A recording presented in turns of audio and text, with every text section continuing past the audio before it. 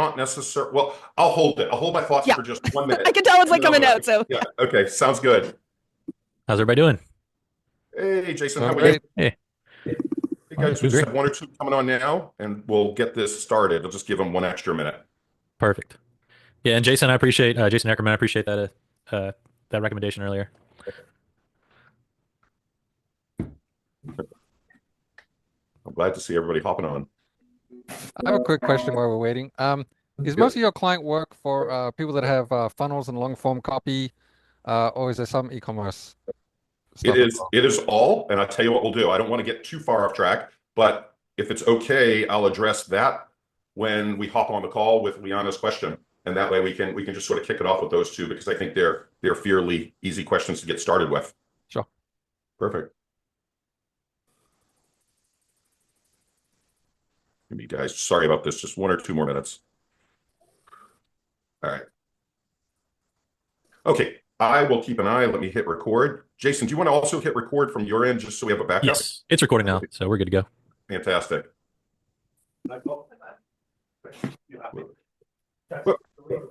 If you're there's a little bit of sound in the background. If you want, I'm going to do a mute all, and then anybody can just please unmute yourselves. And that way we just don't have some interference in the background. So I'm going to jump right in. First of all, I'm thrilled. This is class number 2. I'm glad everybody's here. Before I even get started, there were 2 really quick questions. Liana asked, and you can correct me if I'm wrong here, but you have a client. What space is the client in? Their consumer? Liana? yep, just unmuting.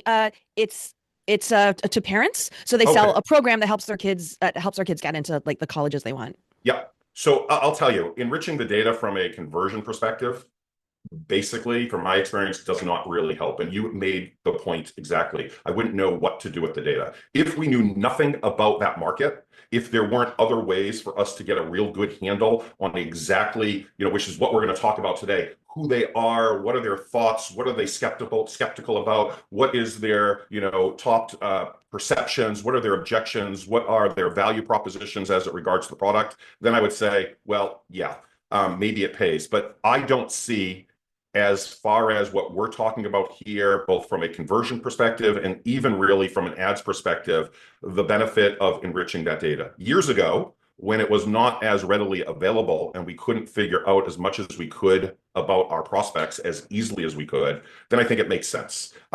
Years ago, we used to be able to do this and even dive into it. It's no longer really available, but you could online. But like the major publications would, as part of their media kits, would do tons of that data. I just offhand, and maybe somebody would disagree with me, and that's fine, I don't see any specific actionable use of them. They're going to tell you stuff, my guess would be, they're going to tell you stuff like income. They're going to tell you stuff like, demographics and who they like. And you already know, after being around this game for a long time, all of that is pretty much readily available. And I think when we add to it, what we're going to talk about today, I just don't think how much value add they'd actually be providing. Okay. Thanks. Like we're crushing it with on the marketing and the direct mail and the ads. So I was really just looking for an edge. But yeah, really appreciate that. That's great. Thanks. No problem. And then Kelvin, I believe you asked the question, and I want to repeat this properly, but so if I'm off, let me know. Do we just deal with clients that are using long form, I think is what you were after, or in certain markets? The short answer is no. We have coaches, we have people in the e-commerce space. I know this is also e-commerce, but there are people that are Shopify specific, people with custom carts, people with 1,000 SKUs, and people with 5 SKUs. The industry does not matter to anything we're talking about. Meaning the principles as to how you're going to research a market, break it down, and make it testable is the same. And so in the e-commerce market, which is what I think you were leaning towards a little bit, you'll see a ton of people out there, and I don't know many of them personally, so this isn't a slap up against anybody, but their front end is all about buy my checklist, and I happen to mention this on the last call.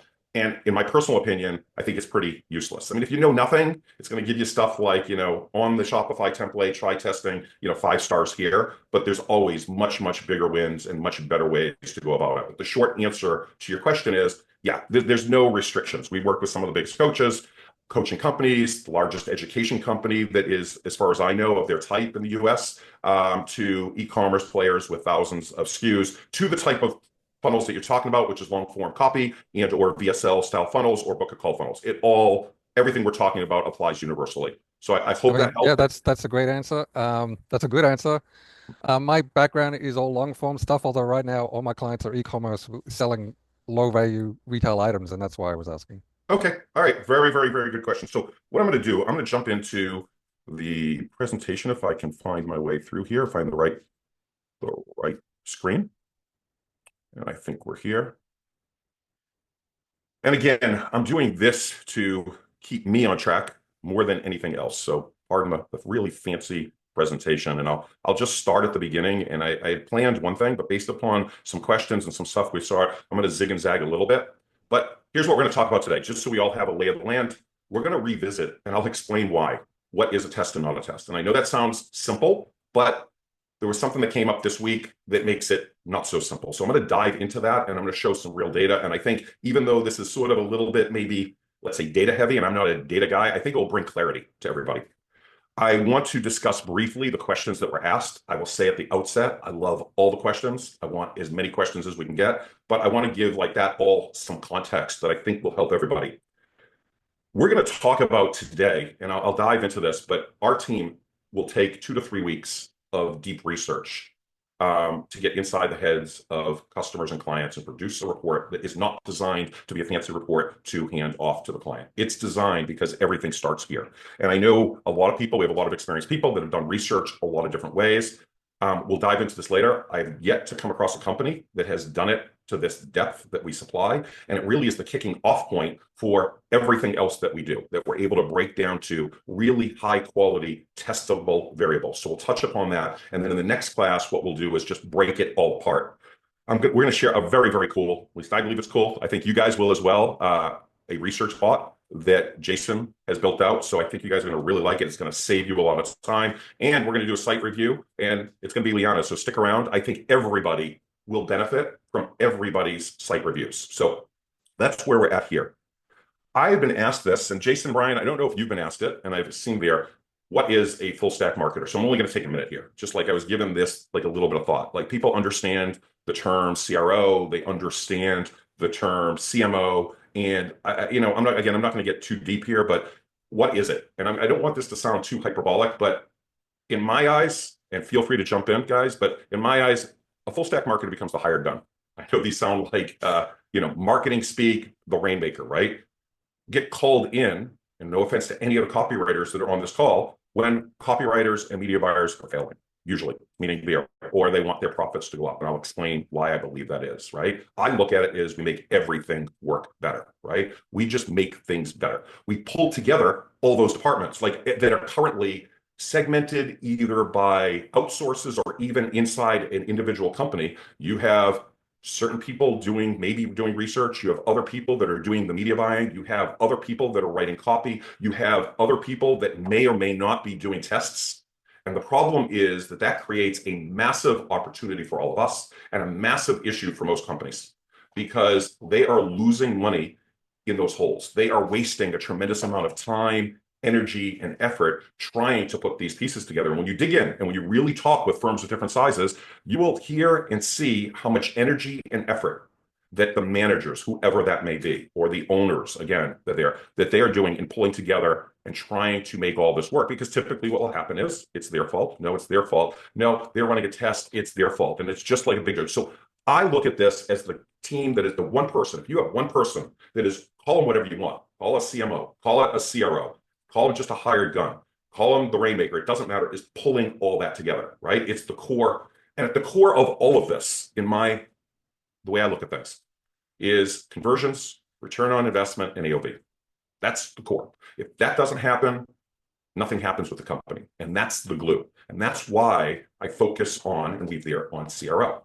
Because it is the largest and biggest and easiest lever that any company that we've ever dealt with has. Even like we talked about before, if they feel that their offer is fully optimized, even if they feel things are going well for them, there are different types of moves that can be made, but you increase their actual sales conversions, and you now are a hero. You've built their business. You make everything else that is going on in that business easier. And so I made myself just a couple of notes because I'm seeing a lot of things on social media. Forgive me, this isn't me preaching. I just really want to make clear. We're going to talk about getting clients. And I know several people have asked about that.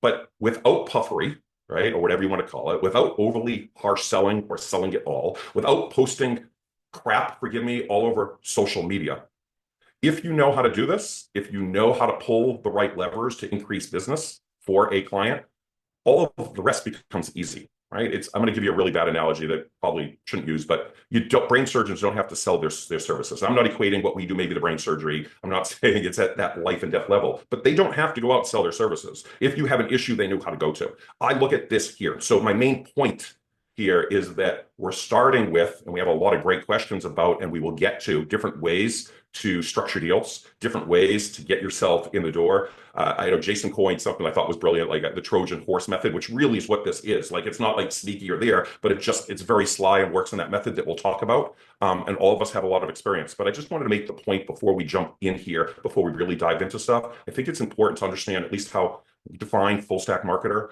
and the importance of having the skill that I know everybody here can have, because this isn't a biz op, and we don't have to go, nobody on this call has to go and start posting all over social media stuff to attract people in the wrong way. We'll talk about that in a minute. So thank you for letting me hear that a little bit. And, Brian or Jason, if you have anything you want to add to that, please do.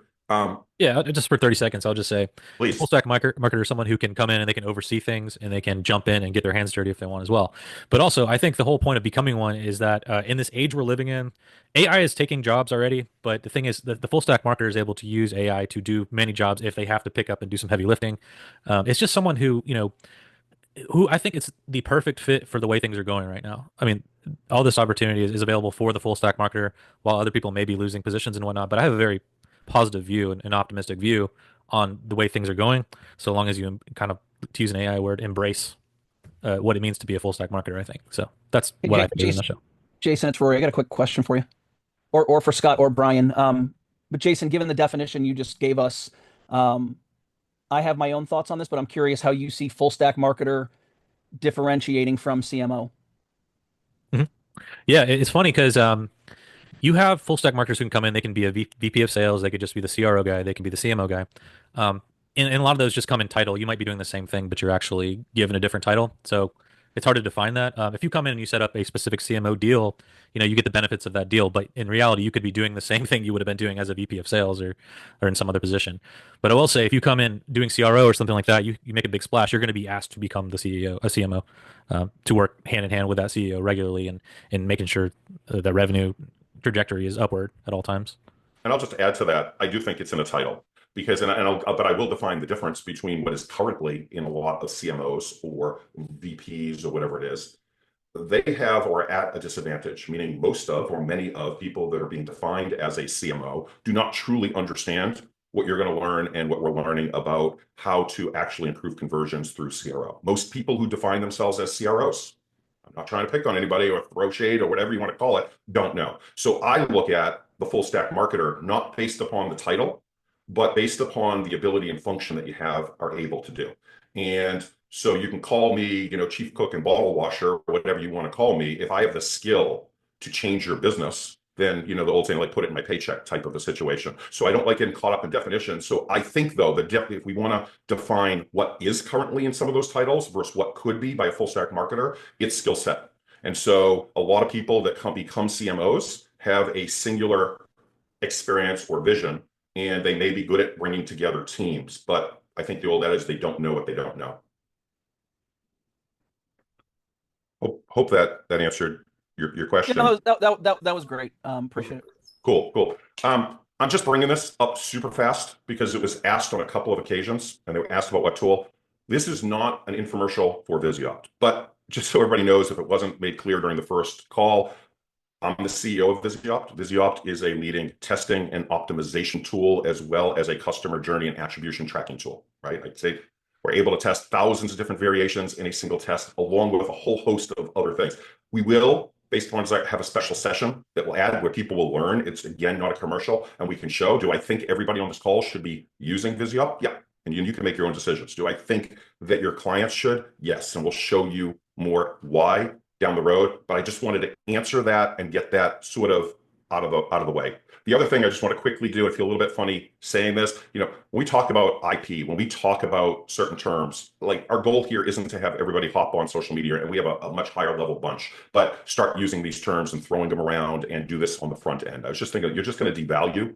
I was talking with a pretty big player and what was going on, and with nothing against Nothing Held Back, Alan's awesome, but all of a sudden you see everybody stealing everybody else's stuff and it just loses value. I really think that the stuff you're going to be learning, the terms we're going to be talking about are valuable. I think they're much more valuable to you working them on the back end and actually using them to get results for your clients. So I just made myself a little note, wanted to talk to you about that. I'm going to just quickly go on here, just give you a little bit of a roadmap and talk about what we're talking about here. So first of all, couple of things, just general to there. Every question that gets asked and that got asked in that document will absolutely get answered. I'm going to weave them in naturally to what we're talking about. And Leanne, I think you posted, and not picking you, I thought it was great. What questions would we ask? And I think that's a really good question, because when I started viewing those questions, I think, and I don't want this to, anything I say is not to call somebody out or in a negative. I want all the questions. That's why we're here. But they're headed in the wrong direction. It's a little bit too much in the weeds in a way that's not going to help you. So I would rather focus these classes and what we're answering and give you the tools that are going to get you the results, because we can dig in and there are classes that will act like, we're in a science lab or we're in a statistical math class. And I can tell you that's not going to get you results. So all the questions really good, but I think what I'd rather do for the benefit of everybody in this class, and I will actually answer every one of them, but I think to the point of what would we ask, some of them went too far down into the weeds in a way that I'll show you how to do it and what, but I don't think it's really going to help anybody. And I'll just say that because we see thousands of tests, we perform thousands of tests. So let me just skip over this. So again, never a bad question, too far in the weeds. This class, what we're going to talk about is something about getting inside the heads of your prospects. I know everybody here understands that, but I'll dig in a different way and with a different perspective than I think maybe that you've seen before. And then we will show you how we approach optimization, right? Where do we start? And then how can we utilize this to create literally hundreds of different high value tests, right? This is the beginning. We'll talk about how we unwind messes. Everybody here, I'm pretty sure, that's dealing with clients has come on board and realized, regardless of which perspective you're coming from, whether it's a media buyer, whether you're a copywriter or anything in between, and come across real messes after you've come in there and figuring out how to unwind them. We can talk about, because there is a structure that we follow, and it's not that complicated, as to how we approach optimization when we get a new funnel or new site, right? And how we unwind that. In the same way, we can talk about how we unwind messes. And I know Brian has a client that has approached this, so we can have a conversation about that and a conversation about what we've had that I think will be a little bit eye-opening. And really, I think that the main purpose is to give you some insight as to how I and we would break that down and approach that, because it happens more often than not, right? There is, and I'm going to make this point and go on, there is significantly much more that can and should be tested than most anyone understands. And if you get one thing out of this and what is available to test and what we don't know, I think it's huge. Most people will come in, and when I say people, I say CROs that are currently on staff at various companies, CROs that they hire. We talked about technical CRO, and they'll test a few headlines or make some wild changes or, whoops, I just want to make sure that we're letting everybody in, forgive me. They'll make some wild changes that may make things worse rather than better. So I think that will be a little bit eye-opening. And I want to give everybody here the skills to do this for yourself, how to break it down. So we're going to start where we're starting there, right? So I'm saying this not for everybody, but for some people, and just so everybody has a clue, and I may be repeating some of this, but I just thought it was important. At its core, whatever we are to talk about, whatever kind of really cool, I think, profitable deal-making, agreement-making ways to bring on clients, if you don't know what you don't know, if you are unable to get your clients results, and obviously most people here are getting them results in their particular area, we're talking about expanding that, then everything else is going to struggle. So it's sort of what I said before. So at the core, right, you want to know and be able to do more and better than the offer owners, than the agency staff, than anybody else that is on the team. And I happen to mention previously, it is not at all uncommon for when we present and do, they just don't know where this is all coming from and have never seen it before. And that's where we're going from here. So with that said, let me move on. I thought about this for a really long time because I don't want to call anybody out, and I'm not going to. But I thought that this was important for everybody. So if what I end up showing is your screenshot, it is not meant in any way to negatively. I really think it's just important. It's part of what we discussed during the last class. and because I don't want you doing it. I don't think it's going to benefit you or anybody else. So I want to dig into this, right? What is a test and what is not a test? And so I saw this shortly after our last class. I think that most everybody here understands that this is not a test. We have 24 and 34 page views. Okay, that is absolutely positively, and it's not even close to a test. 5 opt-ins versus 0 opt-ins, just because you start to see that. I would never post this as early results, right? And I made a couple of notes, but it's just off the top of me. If you really want to work with good people in the industry, in whether it's e-commerce, like we talked about before, regardless who it is, regardless, even if they don't know the depths of CRO or optimization, that I believe is going to affect your reputation. I don't think that that helps. I do think that that hurts, right? You're going to attract the wrong type of clients. You're going to attract desperate clients. That if somebody is willing to, it's almost like the weight loss, the old red tea detox that turned out to be, gosh, what was it, Rubio's tea that you could buy at your local supermarket. They ended up, getting hit by the FTC. But it's the bottom of the barrel, and you don't want that. You want higher level clients, and it just comes across like you don't know. And like, as I say, that test, and we're going to dive in. I'm going to show you a real case study that I think will be eye-opening. Hopefully, it's like flipping a coin and it gets stuck. I just like my cute AI pictures. This is a real client's test that we're working on. And you can see here, we are crushing. There's, first of all, a lot more visits than 24 or 25. We'll talk, by the way, I did take note of getting in and out of tests fast. When I show you a client that has a lot of visits or a lot more than your clients, don't worry about that. We will talk about this. But I want to make a point here, is that this has, on average, just slightly under 500 uniques. This is clearly winning. We would not call and did not call this test. This test had been running, I think, at this point for about 4 days. I would never call it. If we go looking through the eyes of statistical significance, and I'm going to explain this, and we're going to go in. This isn't a math class, but just to make everything clear.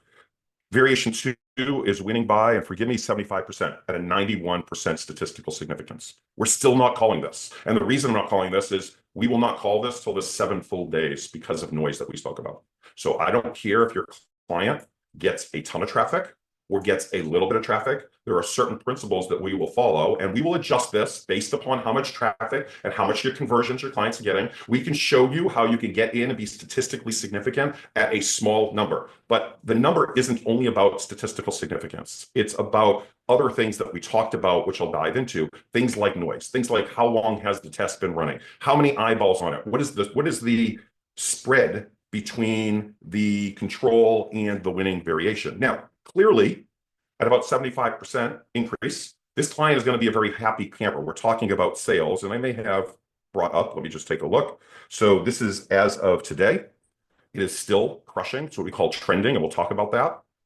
And we are, close. It's 69% statistical significance. I'm sorry, 69% increase, 96% statistical significance.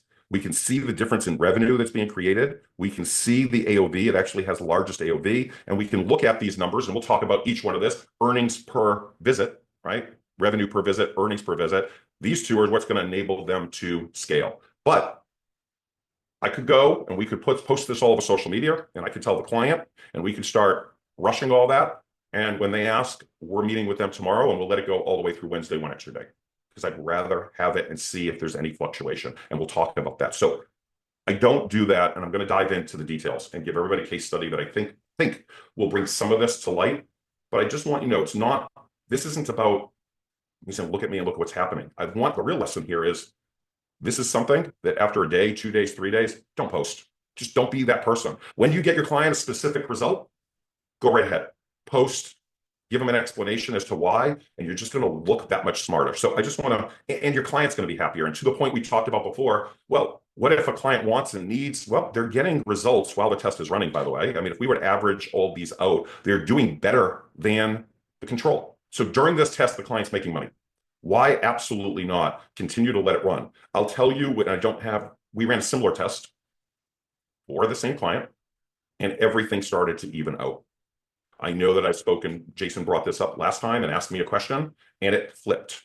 And that's the reason. Like, everything that we're doing, everything that you're going to be doing, does absolutely no good if it actually doesn't actually perform results afterwards. Or here's what's going to happen. You're going to press some clients, you're going to bring them in, you're going to get a few tests, they're going to blame you, and it starts to become a mess when you're running, whether it's you doing the media buying or you have somebody else, you put it out to real traffic, and it falls flat. And they don't see the increase that they thought they would see based upon what you did, and or worse, in some cases, their AOV dropped and now they're doing worse than they were doing before. That's the importance of this. I'm going to flip and give you the actual numbers and things so you can actually look at this before we get on to the research part. But I'll stop. Jason, did you have something you want to add? No, but I thought that was insightful. How, when you call it, because I've never really met anyone over the years who knew when to call it. Uh, but I love the idea of this noise. That's something I've never really thought about. But I know we just got through Black Friday and the networks are different, and Facebook's pushing this Q5 idea and that sort of thing. But yeah, but I mean, there's all kinds of noise and there's this up and down wave going on right now. So I think this is huge because, like you're saying, you want the results to stick. So I'm curious and I'm wondering, how do I test in a way where those results are going to stick and my client's happy and it just doesn't fall apart like a house of cards a week later? That's what I'm exactly. I love that you just said that, because and there is, the good news is there is a way. So let's just, there's a couple things. Let's just go into, let's see here. Anything I share, by the way, I'm not just randomly sharing client data. They have given us permission to actually do it. So give me a moment. We're inside a demo account, but I think this is going to bring this. Let me just bring this and walk you through this. I'm going to walk you through this client's test and pages, because I think that it will share a story that will make everything hopefully come to light as far as reason why. And then we'll go back and we'll talk about noise and what we look for in all those little pieces real quick. So I'm going to describe this client's funnel. It doesn't matter. I'll tell you this just so you understand what's going on. But to Kelvin's point earlier, it doesn't matter if this is an e-commerce client. It doesn't matter what kind of test this is. The principles are all the same. So what are we looking at here? We're looking at, does my YouTube traffic going to a traditional sort of VSL page in the NutraSpace? Just happens that's what they're doing. They watch about 40 minutes of the VSL before they see the next button, right? So most so-called CRO experts will say, you know what? They had to watch 40 minutes of the VSL, then click an action. That is a qualified customer, a qualified prospect. We can optimize to that. And in this case, when they click that button, they end up at a specials page where they're able to pick from, again, 3 different offerings. The actual funnel doesn't matter, but step one is that most people that I've seen, or many people, will take a look. And this is, by the way, the same as posting your opt-ins, the same as posting your click-throughs. It's no different here. We'll follow this through. And if we did this, and it's a small test, but if we did this, nothing would have won. So at the end of 7-8 days, we don't have a winner. We walk away from this test. If we continue along these lines with this particular company's funnel, we watch the video for 40 minutes, we click the next button, we go to the specials page, we choose now a package. That absolutely has to be intent, right? We should use intent. And there's a point to all this. I just want everybody to see this physically. So when they select the specials page, they end up at the checkout page. And they see this and we see, wow, we got a winner. We have 29% increase. Let's all go share and tell the client, right? Again, I just want this to fit in with everything else that we've spoken about. And, I like a higher statistical significance, but it's pretty good. Let's keep along these lines for a minute.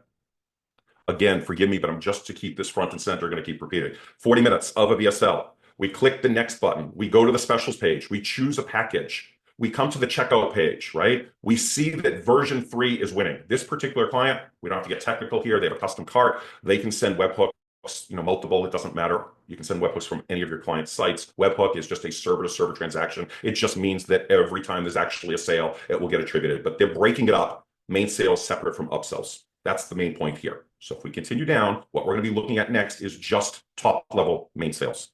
And at a level of 162%, at almost a 97% statistical significance, to actual sales, version 2.1. Now, we're not done here yet, but let's just rewind. We either walked away from a test, we chose version 3, which if we look here is actually losing to actual sales. And yet, if we look here, look at the difference in revenue, look at the spread in AOV, and look at the spread in revenues per uniques. And for anybody here that is doing media buying, that is just even directing media buying, knows that these are the numbers that in large part are going to make the difference. Yes, conversions matter, but it's conversions and understanding what's happening throughout your entire funnel that matters. So again, we would have thrown out a test. We would have chose version 3. We can continue. And we can look at upsells, which again, they're sending through separately. And they have very little data here. I can tell you that after the fact, this continued trending. But we look, and the upsells for variation 2 were beating the control by 293%. Just so everybody here, that doesn't always happen.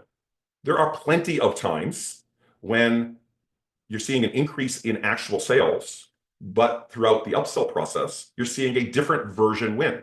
If you don't have insight into that, if you are just basing it on or putting a pixel, somebody's running a test to upsell one, because that's where people typically drop off, and I see companies of all sizes do this, you don't know what's going on. Yes, in this case, we see everything lining up, but in many cases, we don't. And so think about this for a minute. If you don't have that kind of data, if you're not aware of that, right? We're going even deeper than let's not optimize or post about opt-ins. We're going even deeper and saying what takes place throughout the entire funnel. During the last class, we spoke about something called the ripple effect. And it is actually what is tested over here will have a ripple throughout your entire funnel.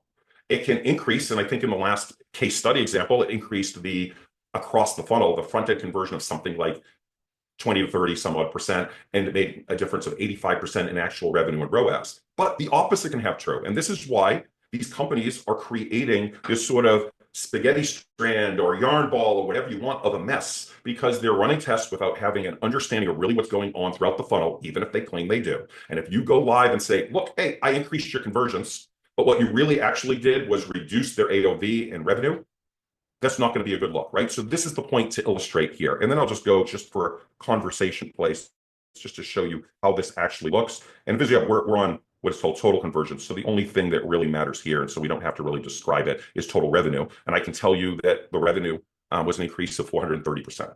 And so I'm not, and I know sometimes it seems that way, and I try to be humble. This isn't about, well, look at this and look how well this did. That is not what this is about. This is about a test that, if you did what most people are doing, would have been thrown out.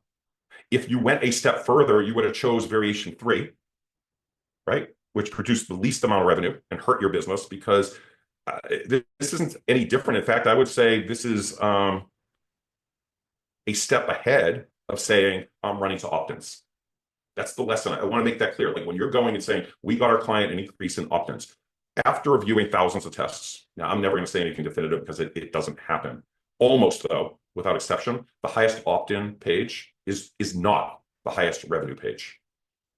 Almost always the highest click-through page, if you have a click-through lander, is not the highest revenue page. So the way to get people from a pure, we'll call it math scenario, is to understand that these things matter. If you have a client and it's an opt-in and then it's a book a call, you want to be able to see that data all the way through. Are there times, based upon just a client's situation, because I'm pretty sure this will come up, where absolutely, it's just, they just don't have to base it on booked calls? Okay, you do that. As long as what we normally would do, and what I recommend you do, is educate your clients that this is great. We can work on quality book calls, but we should let this run long enough to actually see what's happening over here in revenue for all the exact same reasons. Let's take it beyond a normal opt-in. Let's just say I opt in, I watch a video, whatever it may be, then I book an actual call. Okay, it's okay, but guess what? You can many times have 2 or 3 wins. Which one is actually producing revenue? So many times it's not the highest opt-in. You can see an increase in opt-ins, but maybe it's not the total win in opt-ins. So I would always, there's something I say all the time. If you are not optimizing, and I say optimizing, it's everything we do. It's CRO, it's everything that we're doing here for AOV, you're committing malpractice. And that, I believe, is why, from what I see, so many people claim that they are testing, will say things like testing really doesn't work all that well. It's because they don't know what they're actually looking at. And if you've had experience in testing and you say, I'm testing headlines, and we're going to learn how to do a lot more than that, but I'm testing headlines and I saw a win. But you know what, every time I go to Facebook, it just doesn't seem to there, or I seem to be further behind, excuse me. And I've run 2 or 3 different, tests, and I just don't seem, I'm still struggling.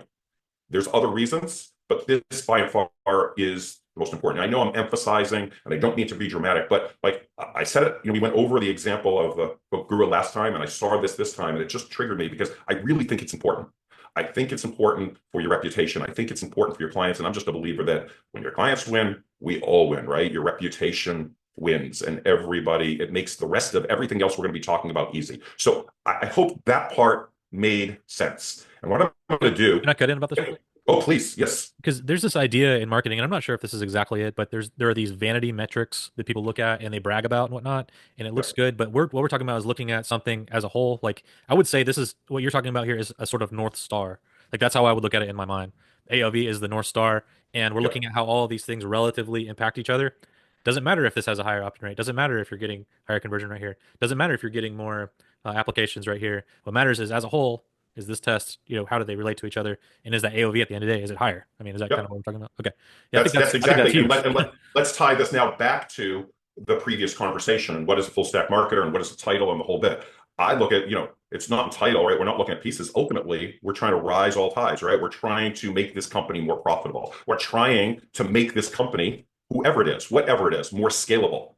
We use the word scale. Everybody wants to scale, right? There's a couple probably a definition of people that just aren't making money and can't make cold traffic work. That's primarily what we're talking about, although this could be, it can be applied to affiliates and everything else. But for the most part, the people that we're looking at that are really going to be spending money and really going to be scaling. And I think like can make it, yes, you're exactly right. Our North Star is understanding AOV. It's understanding exactly what any changes that you make. I'm just going to go on a little bit longer than that. Any changes that you make, how it affects the entire funnel, AOV. We're talking about stopping companies from adding crap to their pages or making changes to their pages randomly. And I don't care how much they're spending.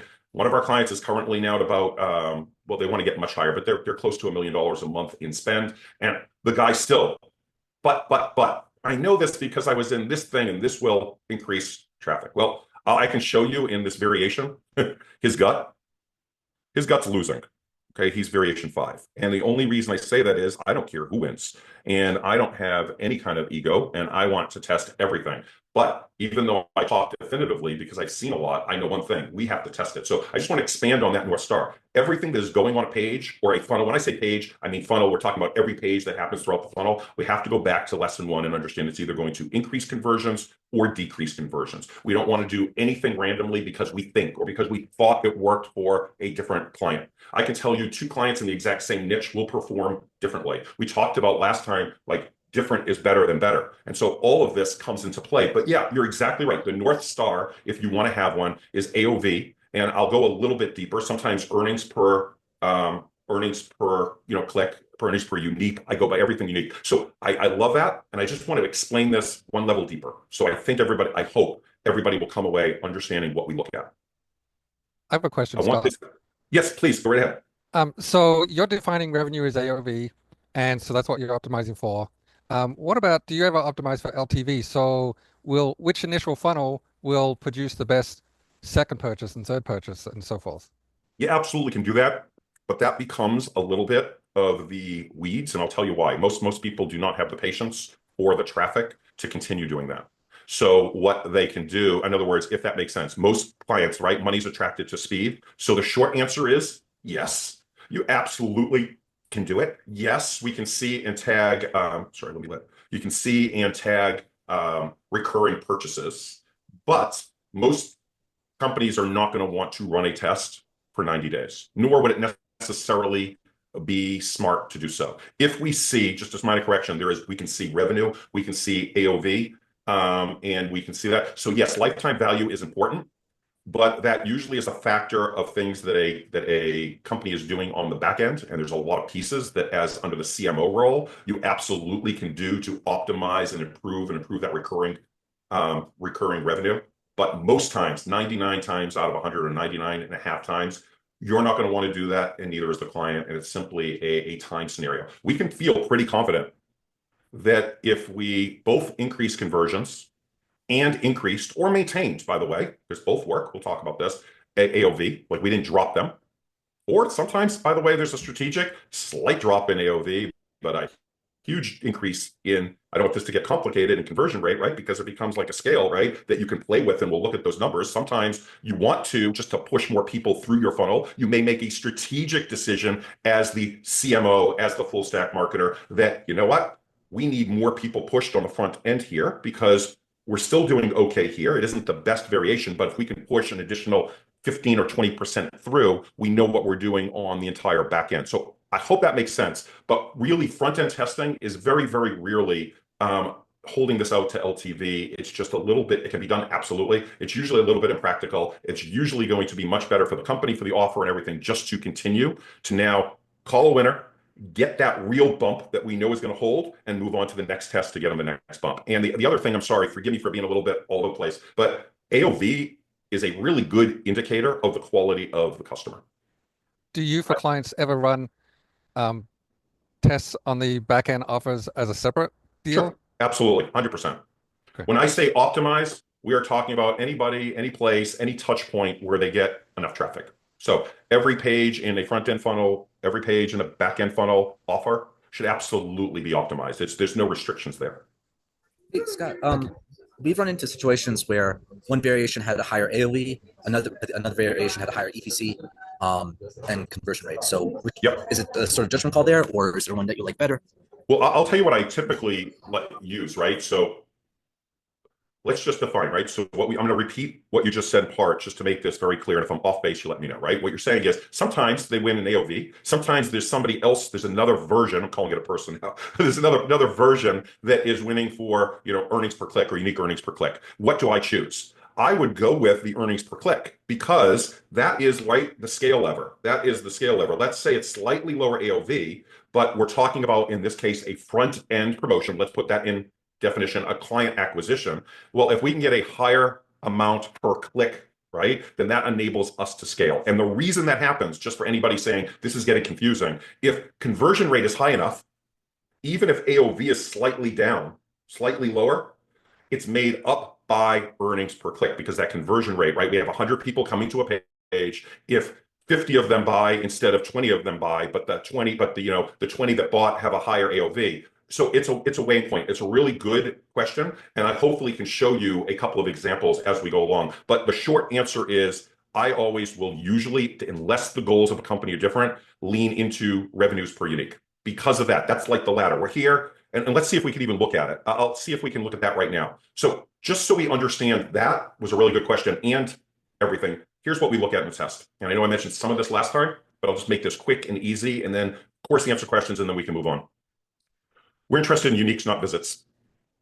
We're interested in, and I'll just repeat, uniques, I'm pointing to the wrong page, and not visits, right? We're looking at unique eyeballs. When we're doing a test, it doesn't matter if the same person came back 5 times. So in order to get a real signal, so in VisioOpt, everything is based upon uniques. I recommend no matter what you use, you do the same thing, right? We're telling back to the test tube, even though we know it's not a test tube. How many eyeballs are on each variation? Conversions to a page. So let's see if we can bring up one of the others that may make this a little bit easier to see. So when we're looking, first thing we're looking at uniques. Conversions to a page, we're looking at the spread and volume of conversions. This one isn't, not bad there. So why can we get in and out of this test if we wanted quicker? When we have 162% spread between the control and the winning variation, you're going to get in and out of a test much quicker than you would if you have a 5, 7, or even 8% difference in conversion. That's one of the biggest, and it's about test design, which we'll get to. Yes, for most of your clients or your own offers, seeing a 5%, a 7%, or even 9% is significant. But understanding how long we have to be in a test is going to be a factor based upon how many conversions you're getting and the spread of conversions. That's why when people come up and will say things like, well, I let my test go, and even though it's here, it's at 95% statistical significance. Okay, good for you. The question is, you have to understand that all of these things come into play. And I just want people to have an understanding. So you may have a client where the velocity of conversions is really low. And by velocity, it's like, either front end $7, let's call it an AC style funnel that's producing a very, very high volume of front end conversions. Well, you're going to get a much higher velocity of conversions than you are if you're running a VSL funnel and you're looking at this to sales and potentially I'll throw up, he's happy with getting a 0.2% conversion and he's profitable, right? Doing it. It's just going to vary. But the point is, uniques, numbers of conversions, but more importantly, spread of conversions is going to yield percentage improvement. And within VisioOpt, we automatically calculate statistical significance. But if you looked what I shared earlier, and let me just see if I have it up here. Whoops. Let's see. So we are clearly at a statistical significance, but I'm also waiting for, in that case, the amount of days, right? So I want this to run 7 days. How do we figure out noise? And I'll come back to this, by the way, if anybody has any questions, we can come back to another class. We watch the trend rate. In other words, if variation 2 is winning and continues to win, that's great. If I've been watching this test, we've been watching this test, you've been watching this test, and variation 3 was winning for 3 and 4 days, and then all of a sudden, variation 2 jumps ahead, or you come here and you start looking at it by the day over your 7 days, and you start to see the variations flipping from day to day to day and different variations winning, that's noise. That is, it means today variation 2-1, yesterday variation 3-1, tomorrow variation 4-1. I'm sorry, whatever. Noise. When you've been running for 7 days, and on the 8th day, all of a sudden the winner is no longer the winner, you want to be suspect of that, right? That's what I call noise. It's like this imaginary thing that's out there that can be created by all kinds of stuff, but you can see it in your tests. It's very easy to see. So the only thing you want to do is just be aware of it. In most clean, good tests, you're going to see it trending, and it doesn't matter if it loses in 1 day. It's talking over the days. This has been version 2 in this case has been the winner over days. So I was talking about the other tests that ended up evening out. Well, I knew, and this, I'm not picking on them, but it's just the media buyer was sending it was all over the place in that case, meaning the traffic we could see was not dialed in. Okay, I could see it, forgetting the fact that we have a campaign view, you could see it in the test. You could see that Facebook in this case hadn't figured out who that audience was, right? Because so noise, just for everybody here that asks that question, where do you see it? If I was running a test for 7, 8, 9, even 10 days, whatever it may be, if you're not monitoring, I'd look at it day by day real quick before making a decision. And that's where you're going to see noise. So the next question, logical question comes up, what do you do with noise? Like, how do you overcome noise? Usually the simple answer is more conversions and more time. And if there's something major in your control that's causing that noise, in this case, in this one example, like Facebook, it wasn't even Facebook, it was the ads and the amount of ads and the amount of different ads that they're trying to throw at it at once, which wasn't helping the client. That's a whole other discussion. But when you know what's causing it, you can get rid of it. But the simple answer is the way you overcome noise is just by running a test a little bit longer until it's cooked, right? You can look at it through. So I hope that this makes sense. The other thing we're looking at clearly is what we've already talked about, revenue, AOV, and let me find my cursor here, earnings per click. Now I know in this case, they are the same, but let's just make this up. Let's say these AOV numbers were reversed to your question, Dan. Let's pretend for now, and it sometimes absolutely does happen. Let's assume that version 2 was a 111 and version 3 was a 118. And so the question is really like, well, version 3 has the highest AOV. What do you go with? But if we started to look at average revenue per unique, you're going to then start to see that the amount of conversions that we're getting is offsetting the AOV. So we're still going to be ahead. If we go to scale, and I know we're making this up because we're looking at this data, but if my earnings per unique is 47 cents versus 14 cents, and I know that's really low on this particular scenario, but if it is $2 versus $1, you're going to be in a place to scale. So I hope that makes sense. We can come back to it. But I thought that this sidetrack, if that's what it is, and I really don't think it's a sidetrack, is worthwhile. Everybody understanding. Oh my gosh. So, Okay, if I can cut in here, I think this is brilliant because obviously our overall goal is to create something that is going to hold over the long term, right? I mean, that's what we're trying to do. And the noise is getting in the way, not knowing where to call it, not knowing which metrics are significant or group of metrics and how they affect each other are significant. So what we're talking about here is, I think it's brilliant to know that we need to call this based on revenue per unique. Like that's something I would have not have known, didn't know before this. And then also dealing with this noise because we just came off Black Friday, for example. We have all these tests going on, but I don't think we tested because of noise, and we don't know if the tests we've called are going to hold because of that, you know? So like, and I feel like a lot of people are going through this. I've been marketing 20 years. I don't know what you're talking about. I'd never heard what you just said. So, but like, I wouldn't say that the tests we do don't always hold, but I'm saying the way you approach it, we're trying to do something that holds long term, and you can see the effect that has on a company. Like if you can make something hold that long, that's just brilliant. Like I'm just kind of blown away. So I love that. So I'll just tell you, we have an agency that, a media buying agency that they've added CRO and the whole, they've been doing it for 3 years. So I'll give you a rough quote. I'm not going to call him out at this point, but we've had some wins and some losses, but never really knew why.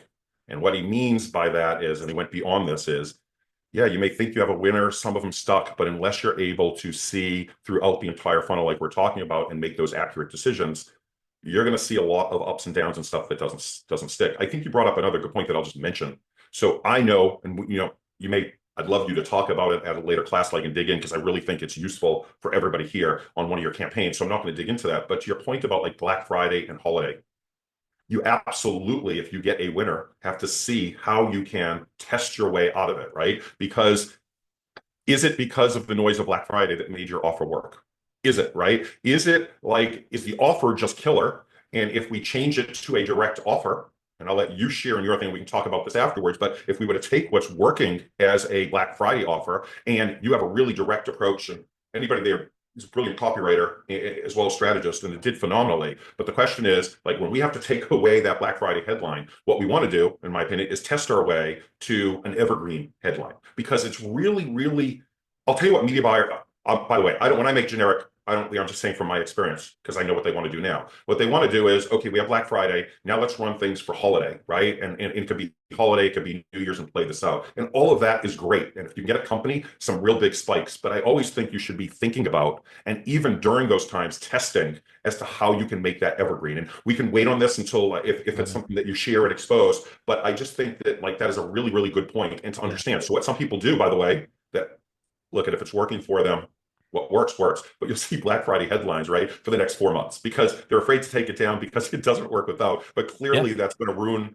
Well, let me tell you, reputation a lot. Very interesting points you're making, bringing up here, because I was with a company called Launch Medical. We did a year where we did $93,000 a day on average every day for the whole year. All right, but the whole thing was we just did it as I feel like I'm the kind of guy who just has a bag of tricks, you know, like I know how to like ride these waves on holidays and things like that. But what you're talking about is the problem we always suffered from. And between these waves, what do you do? Like, how do you raise everything in between those waves? So it's almost like we're like yin and yang right now, right here. But I want to learn your side, because I'm good at surfing these waves when there's noise. Like, I'm good at surfing the noise. You see what I'm saying? Yeah. But we rode those waves to 34 million in a year by doing that. But what if we could go between those waves? Like that's what you're talking about. Yeah, and I happen to know your offer, which I'm not going to talk about here. And I think the offer for getting the Black Friday is so strong in the market. I know we're talking a little bit like generic here and whatever, but the offer is so strong. The hook in itself is strong, and the product is strong. I see personally no reason why, as a direct offer, that wouldn't continue to crush it. Have to test our way there, but yeah, I think some really good. I feel like we could, like, based on what you're talking about, if we base on revenue per unique, and we understand the noise that's happening, and we test based on that, and we have significantly statistically significant data, and we make the calls right, I think absolutely. Like, I don't see why it wouldn't stick. So I'm just excited about this. And I don't know if anyone else is kind of seeing this or has experienced my side of things, where I'm riding these waves. And I guess now I'm going to call them noise waves, because that's what I ride, like noise waves. That's my whole strategy on the networks. So I just think this is amazing, though. What do you do in between? Exactly this. So. Very cool. Very cool. Let's just go through. Let me just make sure. All right. So I'll just do this because maybe it'll be on video and we'll have this and then we'll move on. So just sort of a summary of rules. Uniques, not visits, because I know I can talk and we're talking there. A minimum number of eyeballs. What is that minimum number? That minimum number of eyeballs, that minimum number of uniques is going to vary based upon your client, the spread of your test, right? Like we talked about, and the velocity of conversions. You can play this very aggressively and get 300 eyeballs per variation would be the very minimum. But you have to understand that the other factors have to come into play. It has to be a widespread. 600 would be average, and I don't like giving out rules at all. Like, I just don't, because you'll start to feel it. 1,000 is better. And so there's a lot of ways that we can do this that we'll talk about. Well, what if my client just doesn't have a lot of traffic? Well, what we can do is start with a larger test and slowly narrow that test down. So we can find losers that are statistically losers and cut them out. So you can do wider tests, but just for purposes here of rules. Uniques, not visits, a minimum number of eyeballs, a minimum number of days. This is really easy. Again, 7 days. Run your test for 7 days. If you want to play highly aggressive and you want to do 3 days or 4 days, which is very, very tempting, I would encourage you not to. Because, by the way, I'm going to take a little sidetrack here. We talk about like the benefits of coming in as full stack, the benefits of CRO. I don't know if I mentioned this during the last call. We don't work on a volume, meaning we don't work on the number of tests you do.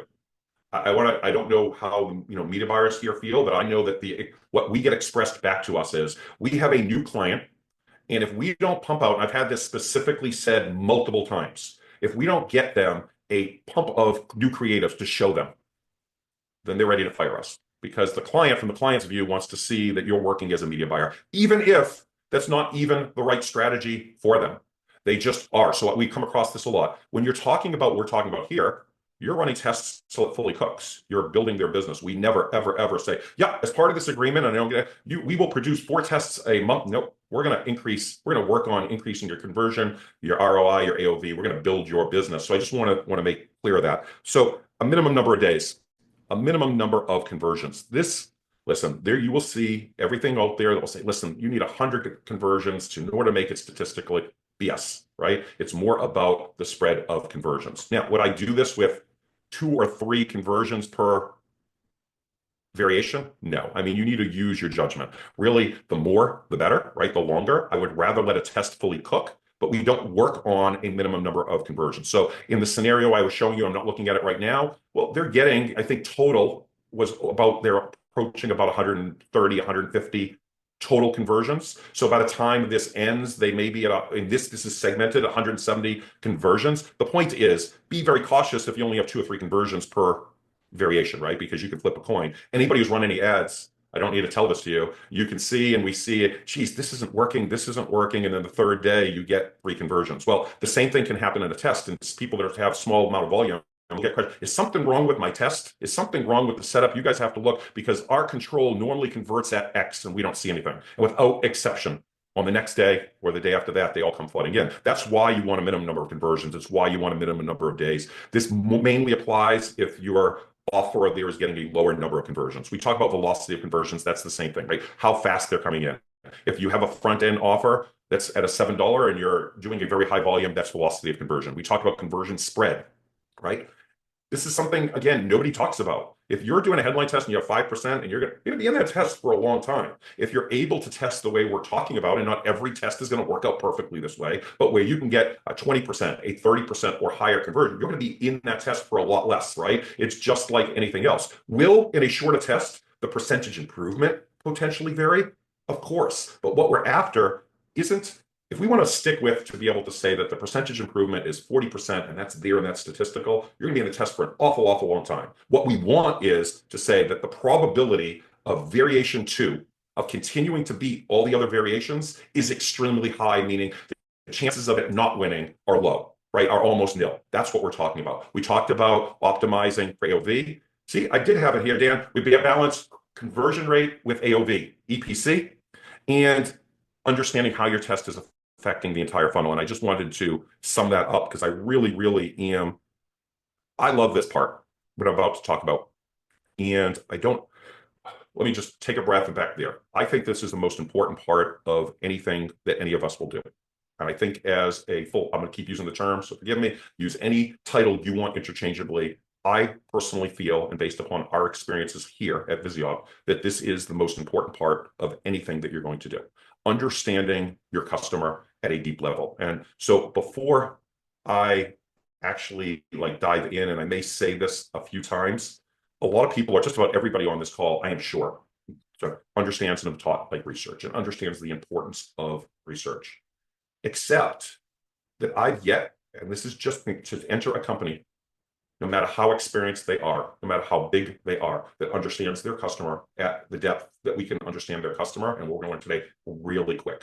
So, and that's just without exception. We're going to show you, I'll give there a report that we'll do. Again, it's not, we don't personally try to make fancy reports for clients. And we talked about, we don't do a lot of client work. That's not what it's about. For me, it's all about results. But I just want, if you think you know what research is, if you've had experience with research, I just want you to have an open mind.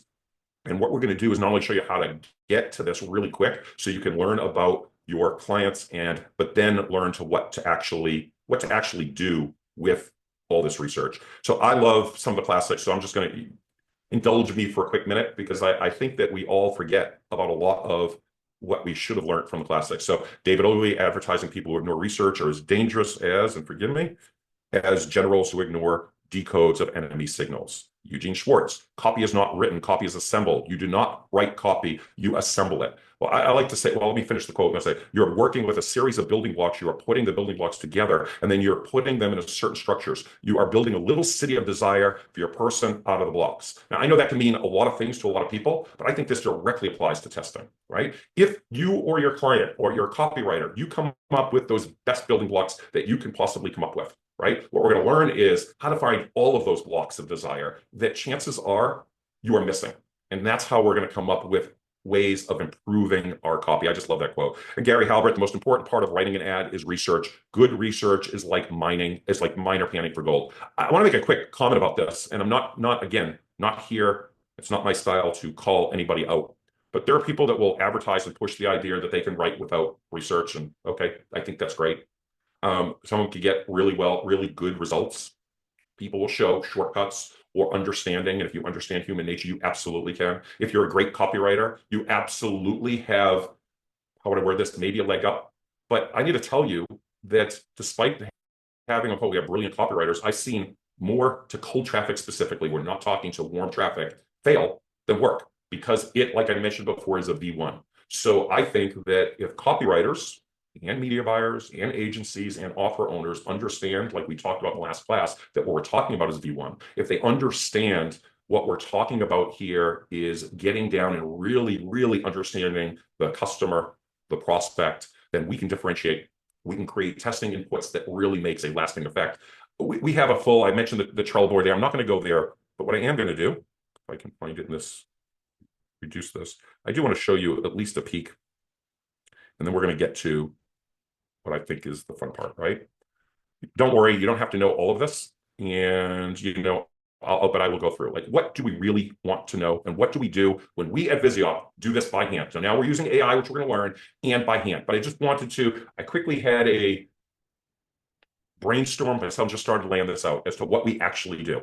And when we have people, I am not exaggerating that it will take 2 weeks to 3 weeks to do it. We've sped up that process, but I want you to have an understanding. And then we'll get into what I think is very cool and a way that you're going to be able to do this much quicker. We identify all competitors, direct and lateral. Lateral, for those there, is in the same industry, but not selling the same product. We want to know what everybody is doing. You will hear me talk about this in our next lesson. We use this in a really unique way, I believe. Features, benefits, and benefits of benefits. We want to know that for our product. We want to know that for our competitor product. We want to know demographics, age, gender, location, marital status, children, ethnicity, job, education. I'm pretty sure that is, just going back to the question at the very beginning, that is like what they can give you via data mining, but I don't think we need that, right? We don't need to be able to get you borrow that to this. Psychographics, everybody who's a media buyer on this call, I'm pretty sure should know, but it's the beginning. What are the political affiliations, movies, media, music, interests? We've all heard this. What they shop for, what they buy, comedians they like, communities, influencers, right? They not only affect targeting, but the more we know, right? This is a big one that we're going to talk about. So we talked about benefits, features, benefits of benefits, but value propositions, right? Let me just pull this over a little bit. So value are derived from the desires of the market, right? What are the customers looking for certain products? This goes to me beyond benefits, right? Why are they buying? What are they really looking for? And the good news is all this is easy and available, right? One product can have many value propositions. It's our job to find out the most important value propositions. Every product can have many, many different features and many benefits. It's our job to unlock that puzzle. And this is like sort of the beginning. And we'll talk about how we break this apart next time, the beginning of this, right? How does the prospect describe these value propositions? Huge, almost without exception. And again, forgive me when I use like really definitive terms like that, because I find that a simple way to improve conversions, so as we take little side notes, is that most people do not understand the actual words that their customers use, that their prospects use. They understand their own words. Many times copywriters are guilty of this too. It's just in general. When we see on a page, we will routinely break down a page and say, that is not how they talk. That is not how they describe that statement, that problem, that issue, that value proposition, that need, that desire. I would say it is huge, right? To understand what they are actually saying. And we're going to talk about heaven and hell, something that we've talked about Jason a lot.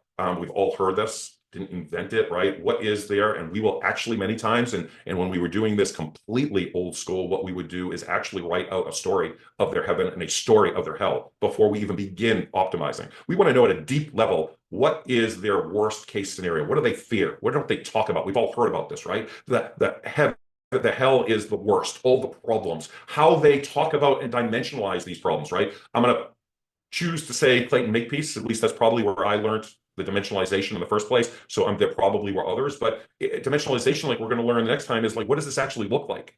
But as we're going through this, start thinking to yourself, and we're going to get to a real good point.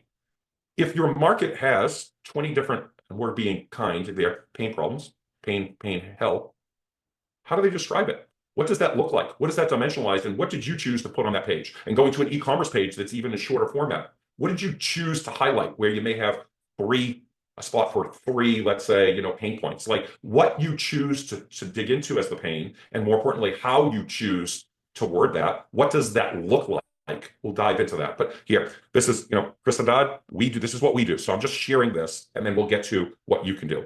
We will identify for every product the 7 deadly sins. I just loved it when years ago from Chris Haddad. I think it's a really, really good way personally to get into the emotions. Some of this overlaps, but what are each of these 7 deadly sins and how does it actually look to that product? The idea here isn't any of this research to have copy that's ready to test.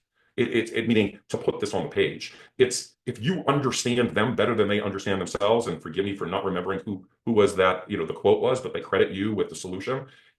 Your prospects, the offer owners, they do not know this at this kind of deep level. I may say this again. I've never stepped into a call that doesn't have, again, sometimes larger companies with advertising departments that have, head of advertising, creative directors, CROs, people that believe that they truly understand their clients, people that interview and have interviews for, that understand or are looking at it and aren't surprised by what we present, by the test ideas. And so I just don't want anybody to blow us up. I know I'm going to pick on Jason because I know he, like I, loves Eugene Schwartz. These are all like, what is the mass desire? What basically is the hopes and fears, right? The broad hopes and fears, the state of awareness, right? How can we test if somebody is trying to run headlines, and I pick on headlines, but it's literally headlines, images, subheadlines, CTAs, everything that is going to a market that is just very highly aware, and they're blocking out, hypothetically, people that are somewhat unaware or anywhere on that scale, state of sophistication. This comes out to the point of where we dive into all the other products and differentiation, right? You need to know. There's been plenty of markets where the minute you see your client's page and you start clicking on it and you start getting retargeted by Facebook and start looking around and say to yourself, why are they all basically making the same claim? I dare you. I very, very rarely enter a market where if you just pay attention and then throw them all into a Facebook folder, when you click and, fresh, and see that they're literally all look and feel alike. And so if you take, and I know this is a lesson on Eugene Schwartz's state of sophistication, but if you dive into sophistication and they're already aware of all that, why should they do it with you? It just makes it that much harder. Find the story. We use Reddit and other things we're going to talk about. This is, again, I'll just emphasize the market language, objections, differentiation, the unique mechanism, the irresistible offer, proof and credibility, which is huge. The only reason I went through all of this is to understand, even though I am pretty sure that most people on this call have heard most of this, I am also pretty sure that most people don't dig in and really, really understand whether they're entering a market, what all this stuff is. And this becomes a living document. I believe that it's sort of research is sort of like insurance, meaning everybody knows they need insurance. Everybody talks a good game, but more than not, and I'm not picking because we got some excellent copywriters, so I'm making a generalization, so forgive me, but more than not, people, well, I know the market and I'm just diving in and I'm writing. And that's great, except it's V1. More than not, a media buyer will do some and have some understanding and start writing ads. And my point is that if we understand all this, as you'll see as we move forward, you can break this up and get huge, huge breakthroughs when you use it properly. So I hope that was somewhat helpful. Let me just give you, I can't dive into this because I pulled this up randomly, but we would give a report of something like this. Don't worry about what this report specifically is, but we create for ourselves. If the client wants it, they can have it. But I want to make clear, this is for ourselves. A market map, right? Defining the issue and the awareness levels and all that. The value propositions. And again, over here, each of these is a different value proposition and along with marketing recommendations. Psychological triggers that we're all aware of, but how do they tie into the actual research, right? What are the various triggers? And we're all aware of them, but what are they? And how do they directly apply to this particular client? What sentiments or emotions are they feeling or do you want them to feel, right?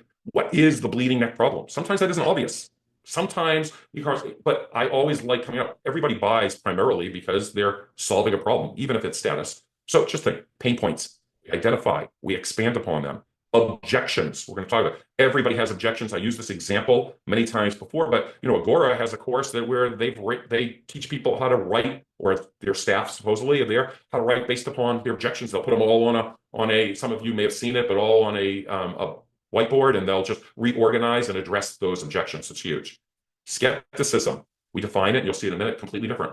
Yes, there's overlap, but there's reasons, main objections, and there's reasons why people will be skeptics or have skepticism about it. And that is an overlap, and that can have to do with what they're seeing in differentiation, right? We talked about heaven and hell, top mistakes, proof, mechanism, and notes. And so the goal there was just to give you an idea as to what we do and why we do it, before we actually run test one. Now, I should say that there are times when there's obvious, but we still do that. In other words, even if we think or we know, we always get better results when we go through this process. We do. And the good news is that's what we do. But I think what I would love to do is, and this is there to show you how you can get there or close to there in an hour. And I think that that is what we want to do, right? How do we get a client tomorrow? We know nothing about them, or we think we know about them. How can we get ourselves as close there without just typing into ChatGPT and getting generic information? And we all love ChatGPT, but the problem is we don't know where that data is coming from. So we can all do this. So we're going to use comments. And that's why I came up with the troll theme, by the way, because I had fun with it. But at any rate, because we're all familiar with trolls.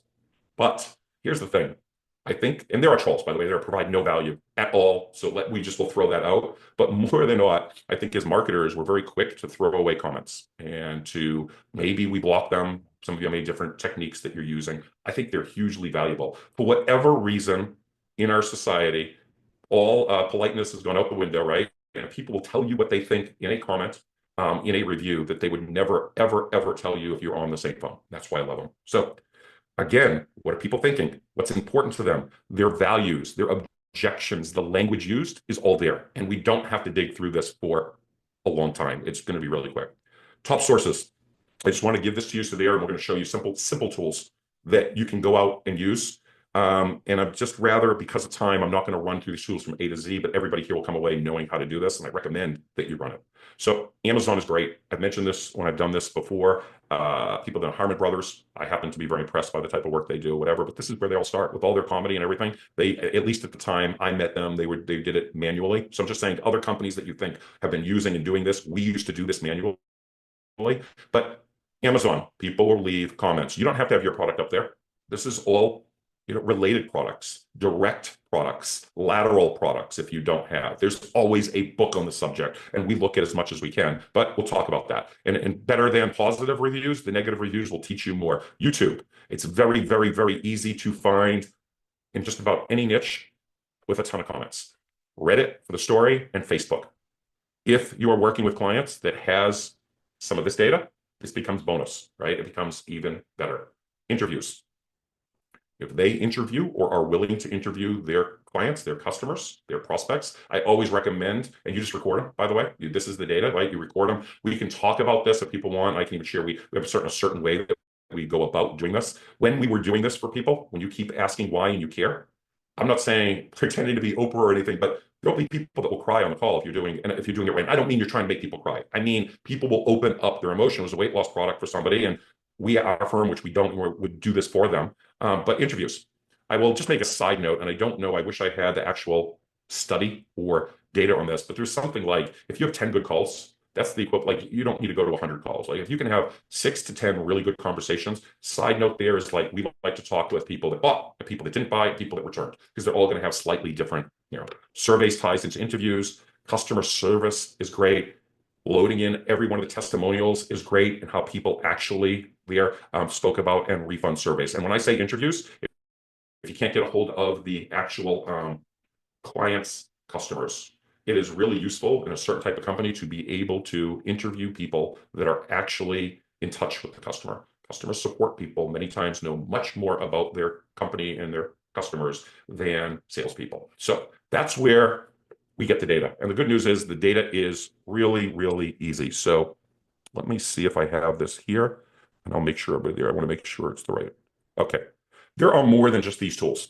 So this one here is called, and I'll show you the results of some of this, but just for time, I think the review fetcher from Amazon, and it's just a Chrome extension. They do charge, but it's very little, and you can charge and go in there and grab that data. It literally is as easy as finding your books, products that have a decent number of reviews, good and bad, and using the review fetcher. You do not even have to look at them. You don't have to analyze them. That's going to come in the next step. So that's number one. See, look at the trolls even holding Amazon boxes. There's this, and I want to give you, let's see if we can open this up. If not, export comments. I'll open it here. Let's see if I can find it. And I'll grab it from another sheet. Okay. So there is this, and I have, again, no relation to any of these companies. There is more than just this. Exportcomments.com, really, really easy to use. And I'll show you again the results of this. You can go and you can grab from, as you can see here, and we'll just analyze this. You can go from Facebook groups. We're not sliding these to do anything or reach out or anything like any crap like that, right? So we can do all of that. We can go and do the same thing for Instagram. They have one for YouTube. They have one for Amazon. They have one for Reddit. And so if anybody is wondering, a couple of really, really simple tools, where do you find the information that you want to grab it from? First of all, if anybody's used Perplexity, and again, I can demo this on another call. I wanted to really get to the meat. Perplexity is awesome for research. I mean, you can type in things like, find me I need 5 YouTube videos that have at least 300 comments about X subject, and you don't even have to hunt around YouTube. You can do the same with Reddit stories. As a side note, I know everybody's familiar with, anybody that's doing any kind of testing wants to know market language. Reddit is amazing if you can sit through it, which is why this makes it a lot easier. I use this as an example because I knew nothing about the tinnitus space. I'll admit, I didn't even know when I first took on, this is going back years, what tinnitus was when we took on the client. I just didn't. But there are stories in there in Reddit, real stories by people talking about, for example, how they legitimately almost committed suicide because of their tinnitus, and people talking about, point being, if you want to get to your market story and you don't have a story, that's where you can get to. So places to search. Reddit makes it dead easy. You can do that for, you can use Reddit for Amazon products, for YouTube, for Reddit. You, of course, can use good old-fashioned Google. You can use search operators. And if not, if you're unfamiliar, look it up and you can do search operators with Reddit. I am usually just simple, right? Weight loss Reddit, tinnitus Reddit, and then I'll dig down and you can find, we're talking minutes. We're not talking here hours of research to find these stories. So what becomes cool is, let me show you. So let me grab, and I'll just show you what will happen for any of these tools that we're talking about. Is you're literally pointing and clicking, and it creates an Excel spreadsheet. That's it. I personally do not open up those spreadsheets. You don't have to spend hours looking at those spreadsheets. So let's do this. Here we are with the bot. So when I have time to do there, I'll just type ready. And I pre-prepared, and all I'm doing is dragging in Reddit comments and dragging in YouTube comments. Now, disclosure, I don't have thousands for this. We just, picked up, there may be 100 in each of these. The more that you have, the better, right? So where else, by the way, side, and we all know it exists, but to me, I'm still amazed. Like, we can actually go through and get all of this data, literally for any market we're in, thousands. And then let's just go like this. Let's look at the bot. And we'll talk about it. And I'm going to let this go. So what we're looking at, we talked earlier about the value propositions. And what we have this do, as this is there, we're having not only identify the value propositions, pull out the exact comments that it's basing that value proposition on, ordering the value propositions, and for that matter, everything that we're going to talk about in order of importance based upon how often that problem, that value proposition is mentioned, along with marketing recommendations, which we're going to then be able to use to take that and take this information and come up with some amazing tests. So we have value propositions, sentiments and attitude, right? Everybody comes in, and I've seen this talked about and talks about, the core emotion and all that's good. But let's just start to look at, like in weight loss, well, here, let me just go value propositions. Let's just see there. People are looking for sustainable long-term results. To any of us here, that doesn't surprise us, right? There's too many stuff that didn't work. Statements, right? What do people want? Focus on. So you can start to see. We start to go sentiment, determination. Right? People will start, where's it getting this? And we're there, determining you can achieve your weight loss goals. People are punting them on, keep pushing through, et cetera, right? The idea of connecting with your inner strength. How would we use this? Use empowering language. Test it. Test that your product, hypothetically, and we'll get there, if it actually does this, makes determination easy, makes this easier. Realism, is it real? Hope, pragmatism. We don't have to go through and spend all of it. We'll just hit continue. Because I want to tell you, this is not based upon pulling from the general whatever language learning model and information that ChatGPT has. What I like about this is we're pulling real data. We're controlling what data it's looking at and not. And pain points, right? We can go through this. We can, by the way, afterwards talk about this. Like, you can talk with this and get deeper in any of these. Objection identification, sorry. Here is, the time investment, exercise requirements, tracking difficulties, goals. We can go through that, and it also is giving you, you know, the urgency and importance. We talked about skepticism. What are they skeptical about? Wouldn't it be cool if we can test removing stuff from a page that people are skeptical about and or addressing that? We know they're afraid. Everybody in weight loss, I shouldn't say everybody. A lot of people in weight loss are like all about quick fix and let's put a time frame on. How many people? This is a question. This is a testable question, not a answer. What if we flipped it on its head and you were to write something about that these, like it's saying here, focus on sustainable results. Listen, took you a long time to put on the weight, right? I mean, this isn't the copy, but it took you a long time to put on the weight. But what if this was the over there? We get results. We get great results. It will take a while, but it's going to last. You're going to lose. In other words, you can get an idea. You may see on page what is on a page and what isn't on a page. That's the difference. Let's continue down.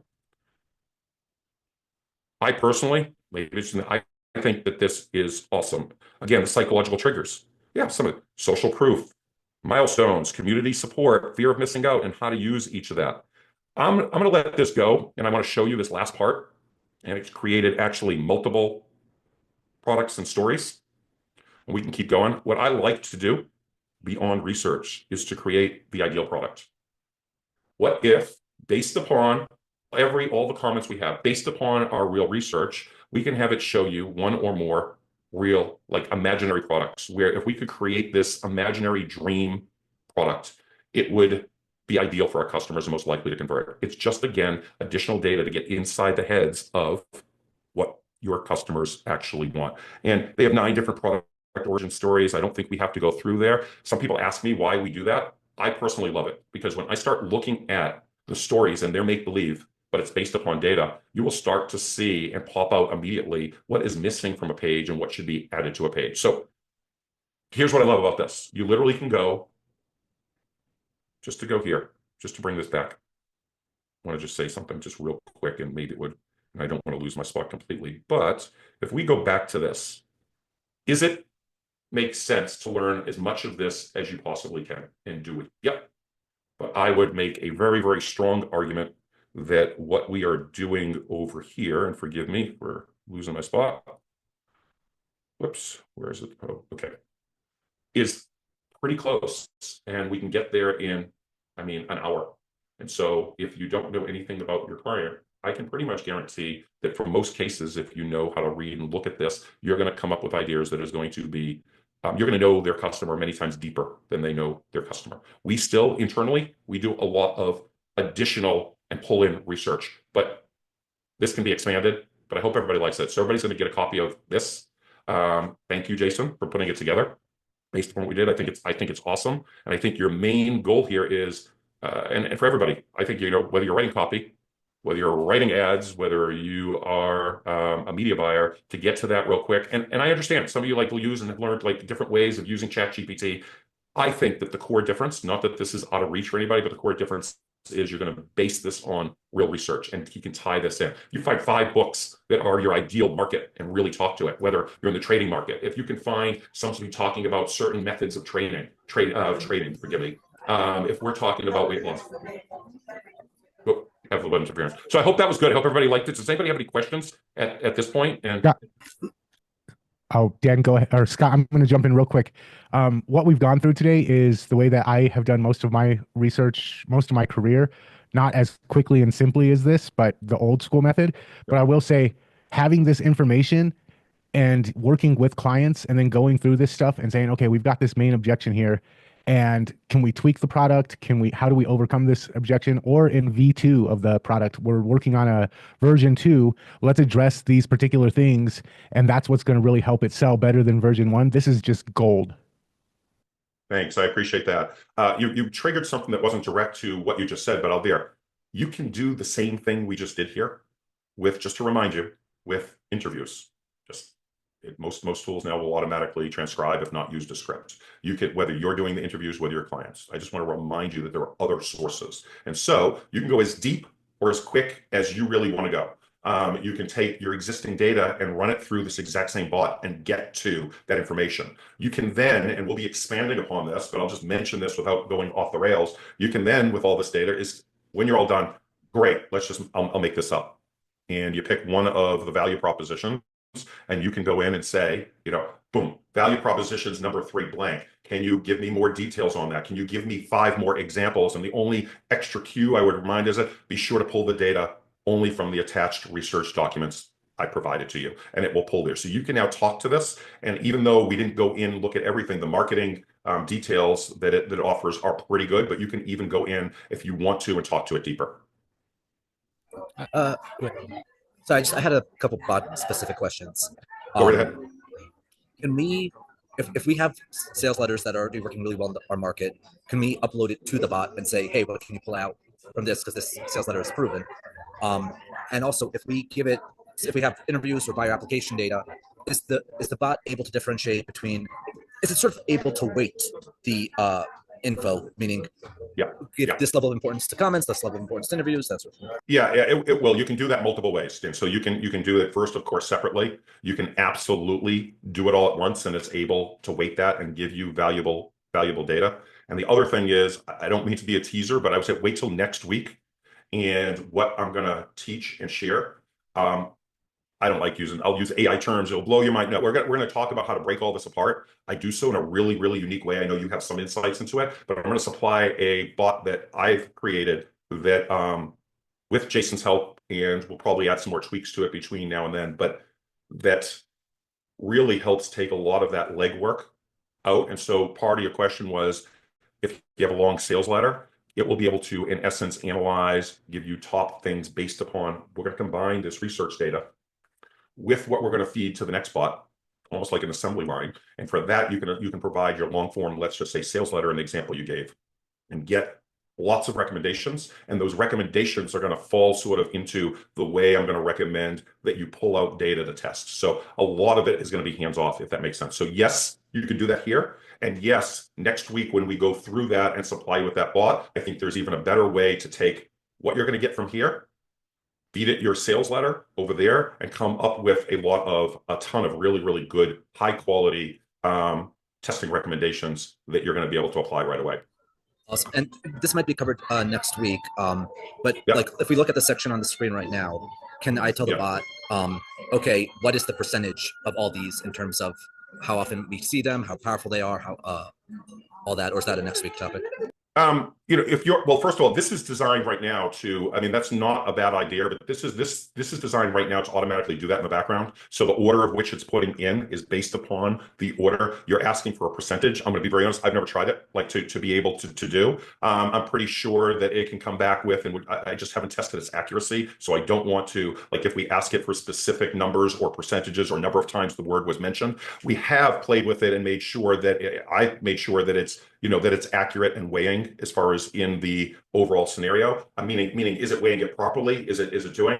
I'd also like to say that, and I understand, and the point is 100% taken, that I use the data a little bit differently when we go to the next step. And what I mean by that is, I'm going to give more weight when I'm deciding from a testing standpoint, maybe, let's say from the top to the bottom, but it also depends on the page we're looking at and how it's currently being used and where we can infuse. So I could see something down here that would make 100% sense to use and I know you're talking long form, so in a hero section, if that makes sense. So the short answer is, I know that it's weighing properly. I have not tested having it go back and physically, test the amount of times it's actually showing up. I don't know if you want to talk about that at all, Jason, or have any thoughts? I know it depends on what base bot or LLM you build this on. I know O1 could do it if we switch that base bot. Going to cost you a little more to run that bot, but it will do it perfectly. Yeah. That's something we could easily do, or create a version of that. But this one, in terms of how accurate it can be based on its current LLM, it's hard to say. It does pretty well at basic math with the current LLM, but we're talking about a lot of different little reports here that it's having to go through. So I believe it's accurately collecting and ranking them properly, but I think that there's a possibility that the percentages could be off with the current LLM it's built on.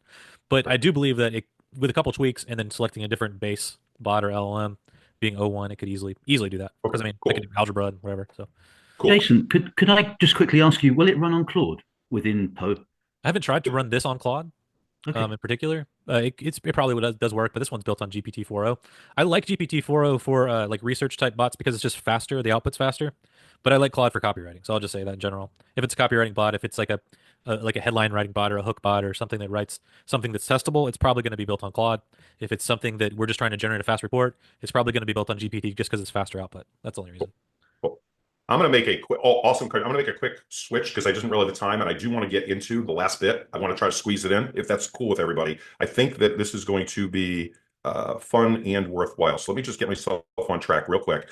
Let's just see where we're at here. We did that. Forgive me. We did the bot, but you can see the really here. Case study. Okay. All right. What I wanted to do, because nobody's seen this yet, and I want to, we had, and thank you, and you can keep them coming. We've had a lot of requests for like site reviews. And so I just want to pull a copy up, and we're going to do this really quick. And I want to make a couple of notes. And so I just wanted to trigger myself to talk about this. I think that this will be useful and will continue to be useful as we move along. But this, what I'm going to talk about right now, isn't based on research. So I have not yet had the benefit of going through and doing all the research for the offer that we're looking at. So it's going to be more of a broader review of what can be tested and how we would look at testing. And then we're going to dig into that in the next session. Like there were some questions asked, like, how do we approach a page? How do we approach a funnel? And there were sub-questions built into that. So for here, again, the goal here is to show what can possibly be tested, but we're always going to recommend going back and utilizing the research, right? I like to say that I sometimes, when I go through these, talk about these things very definitively, but it's all about data, right? So I'm not saying, we talked about, you don't want to be that guy, and I'm not trying to be that guy. Yep, add this headline here, use this headline and do this, and you got a magic page that's going to automatically convert, right? We want to know that, like, I do in some cases, since we have a lot of experience and see a lot of things, we do see that, but everything is testable. I wrote this down, and this isn't just for copywriters, so forgive me, right? I have been on calls where both media buyers, agency owners, they start, I mentioned this on the last call, and it happens literally all the time, right? I think I know what goes there. You should change this headline to X, right? I'll tell you, the truth of the matter is that all of those are assumptions. And so I would change your thinking, if I can make a recommendation, and even though we have some brilliant copywriters on this call, is to change it to, no, don't change that. What if? And think of everything as assumptions, because as we'll learn in the next class, like, if I ask a copywriter on average, and I've performed this real experiment multiple times to write 10 different headlines, almost all the time, they write 10 of the same headlines, meaning hitting the same emotional buttons. We'll learn about that there. So my only point that I wanted to make here is, before I jump into this super quick for Liana, is that we don't know what we don't know. So I think it's more important to take a broader thing. So let's just take a look at this and let's dive in. I only took the top of Fold, right? This is just to this point. I don't think this is even launched yet. It was out of a Google Doc that she supplied. And what I want you to have an understanding is, at the top of Fold, what can be tested? Well, right now, there's nothing over here. There's no header. Now, I don't know if it's planning to go to header, but the first thing I would do with the header is, should the header be there at all? When the header's there, should it have the logo? Shouldn't it have the logo? I'm sure most of your clients, or many of your clients, make the mistake of falling in love with their own name and their own logo. And if the traffic doesn't know from them, then it probably doesn't belong there. Although sometimes a small version builds up credibility, right? So here, no phone number, right? Just in its simple. Here's an area where it could be tested. Here, should there be a logo? Shouldn't there be a logo? Should this be part of a header? Should there be any social proof there? There's a lot that we could break down here. We have a headline. I would say, not only can the headline be tested, and we're going to dive into this a little bit today, but much more next time, but there's no pre-head and there's a subhead. So the pre-head would be, no pre-head versus a pre-head. And then we can talk about all the different types of pre-heads. But I'm just saying, we haven't even left like the top of the page. We have here the headline. We have a subheadline. We have the first subheadline. Sorry, this may be called by some of you deck copy. Subheadline, lead paragraph, and then this is a moving GIF.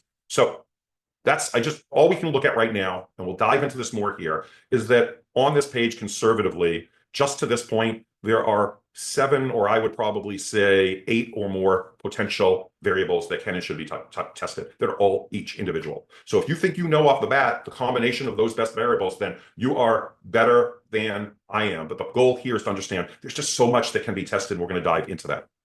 I always ask the basic questions. So I'm just going through here, and I'll fly through this real quick, and then we can revisit it and do more next week. But the question to be answered, no matter what it is, why am I here? What can I do here? And why should I do it with you? So we talked about the phone number.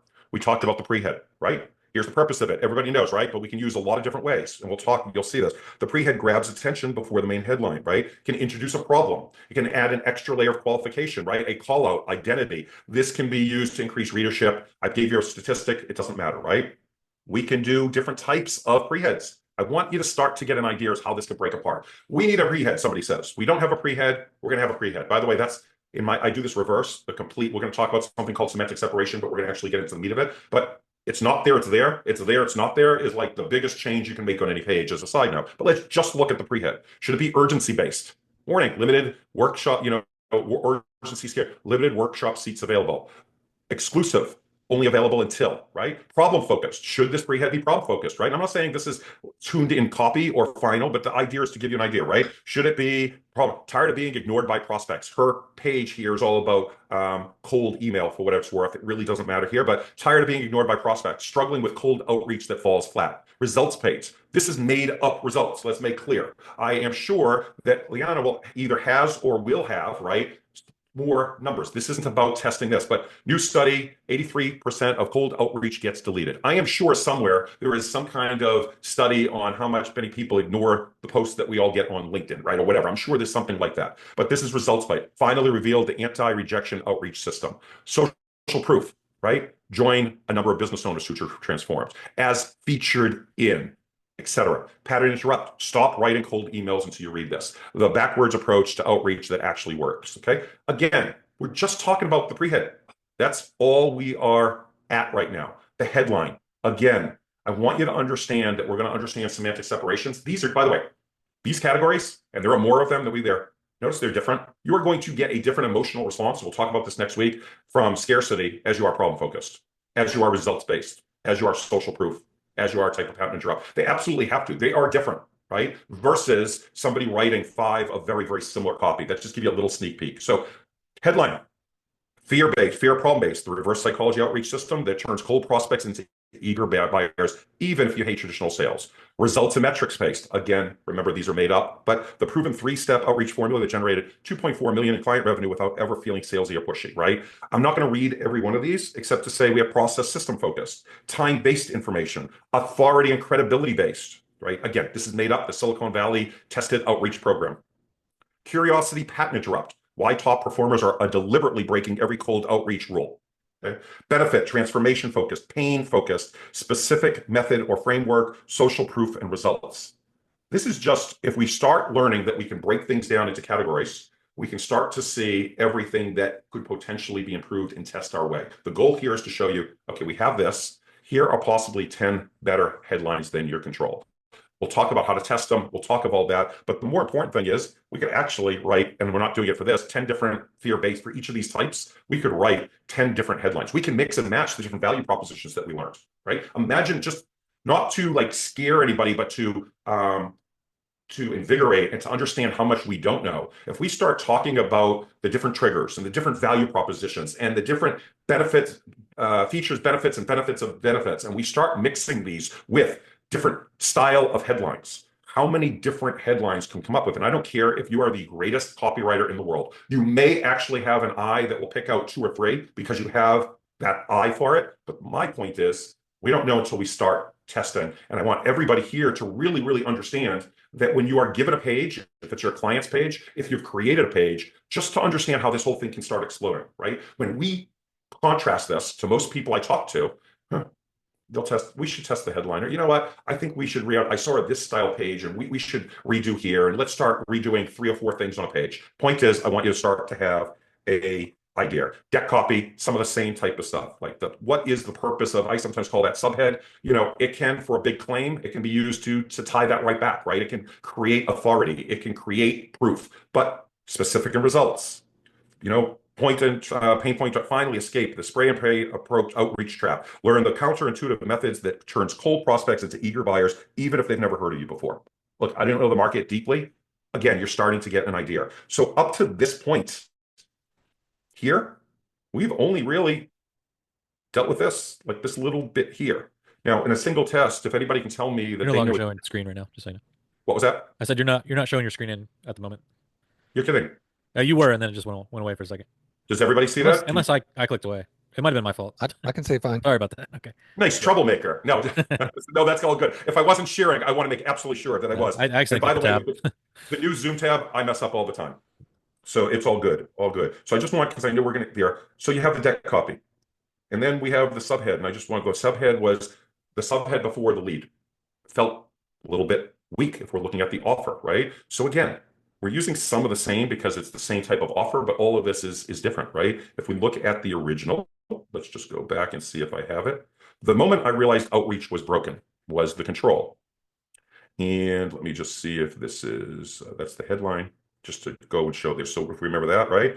Versus the 43,000, again, made up numbers, the $43,000 mistake that changed everything I knew about outreach, right? Or contrarian, why I deleted every proven outreach template I'd ever bought, right? In that market, people buy a lot of templates, something, right? Dramatic moment, right? And stakes. I won't go through all of this except to show you that we're just talking at that line there.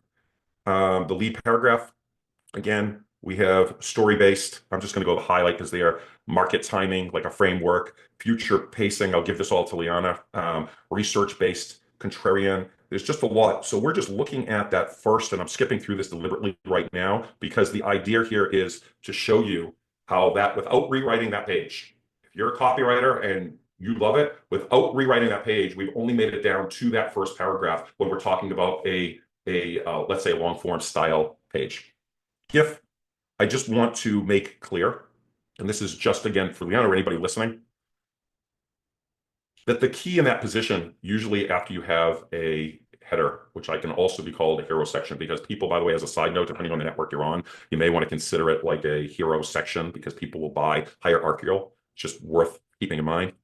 But that's a key trust building, right? You've just told a headline and a subhead and et cetera. So I look at that area. Do I really even want a GIF? And it was a cute GIF and there's nothing whatever wrong. But if it isn't driving you forward and it doesn't tell me anything about you, this could be used as a group of 3 testimonials, which by the way, look good on desktop and mobile. When we talk about testimonials, I'll give you a preview there.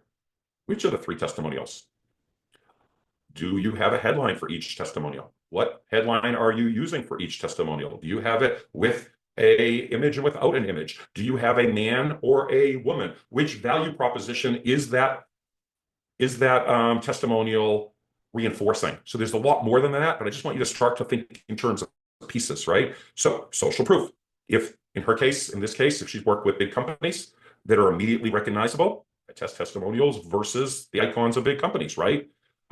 We could have your own chart, the number of successful businesses that actually change their business. It could be here, stats on response rates. There's a lot that we could do in that one section, and we can test them in combination. Maybe you have testimonials, and maybe you have a ticker that's automatically showing the differences in open rates and response rates. If we want to go for forgive me, I'm probably mispronouncing this, a GIF or GIF, so somebody can correct me there. You could have a wall of deletion, meaning that's what they're talking about. Your thing getting passed back would be more powerful, right? And there, you could have a split screen showing response rate comparisons. This is just like, how can we make this visual? This is what you are saying. We know that I always call it the Billy Mays, the before and after, the big demonstration. Well, you can do this even if it's assumed. In other words, you're not making things up. You can, rather than just a random GIF, I want to show, the before, the after. I'm going to side note here and just say, just real quick, because I thought it was worthwhile. I was having a conversation with somebody the other day and the part about differentiation.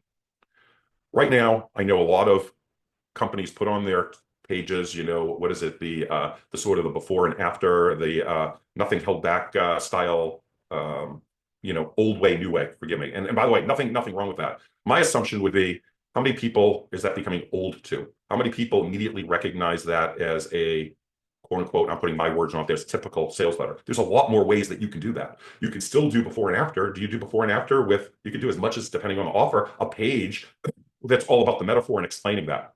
There could be in this case, a GIF that is actually showing that before after type of transformation that you want. There's a lot of ways to skin a cat that just ties into differentiation. But again, you can make something that looks like the LinkedIn inbox. You could, if you had, and people in the method was working and people are happy, and I'm making this up, to see your inboxes because you're doing this in a completely different way. Could be just like it shows here, a cascade, a thing of people, thanks for reaching out, right? That they're getting the opposite response.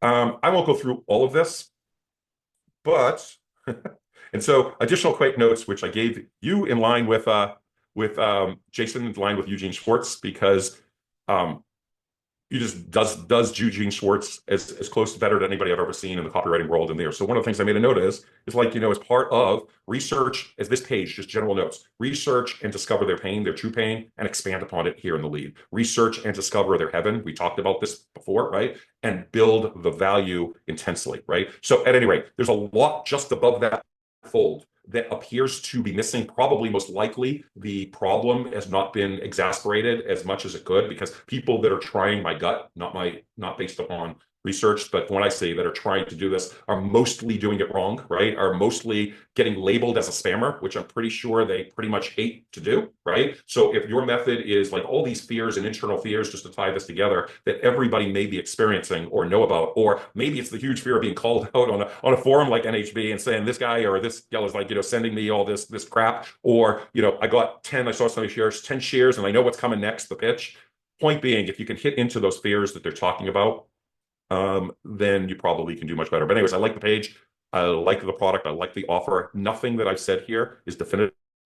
The main point that I wanted to make with this was, hopefully I've given, if Liana may have cut it off, but if she's watching this, some ideas that she can use to test, and we can develop them out together for her own offer and product. I think the thing is like, and this is probably what you're going to cover next, is now we have this like huge basket of what we can test. Is like, how do we prioritize? Like, just given the realistic amount of traffic, because like, I could test all these for the next 10 years, right? And But that's really a good point, because you will, first of all, yes, we will go over that. The main point here is to understand, I think for today, for right now, is to understand that there is so much more that can and should be tested, even if, because I'm off the mark, that can and should be tested, because it all comes down to that perfect page recipe. The next question becomes, what do you prioritize? But here, we can be on the money and probably continue to improve this offer, even with a little bit of traffic, over and over again. It answers the question, like, how does Scott work with and just do CRO? And I'm just here, but I don't want to call myself in the third person. That's really bad. But I'm going there. But if somebody's asking,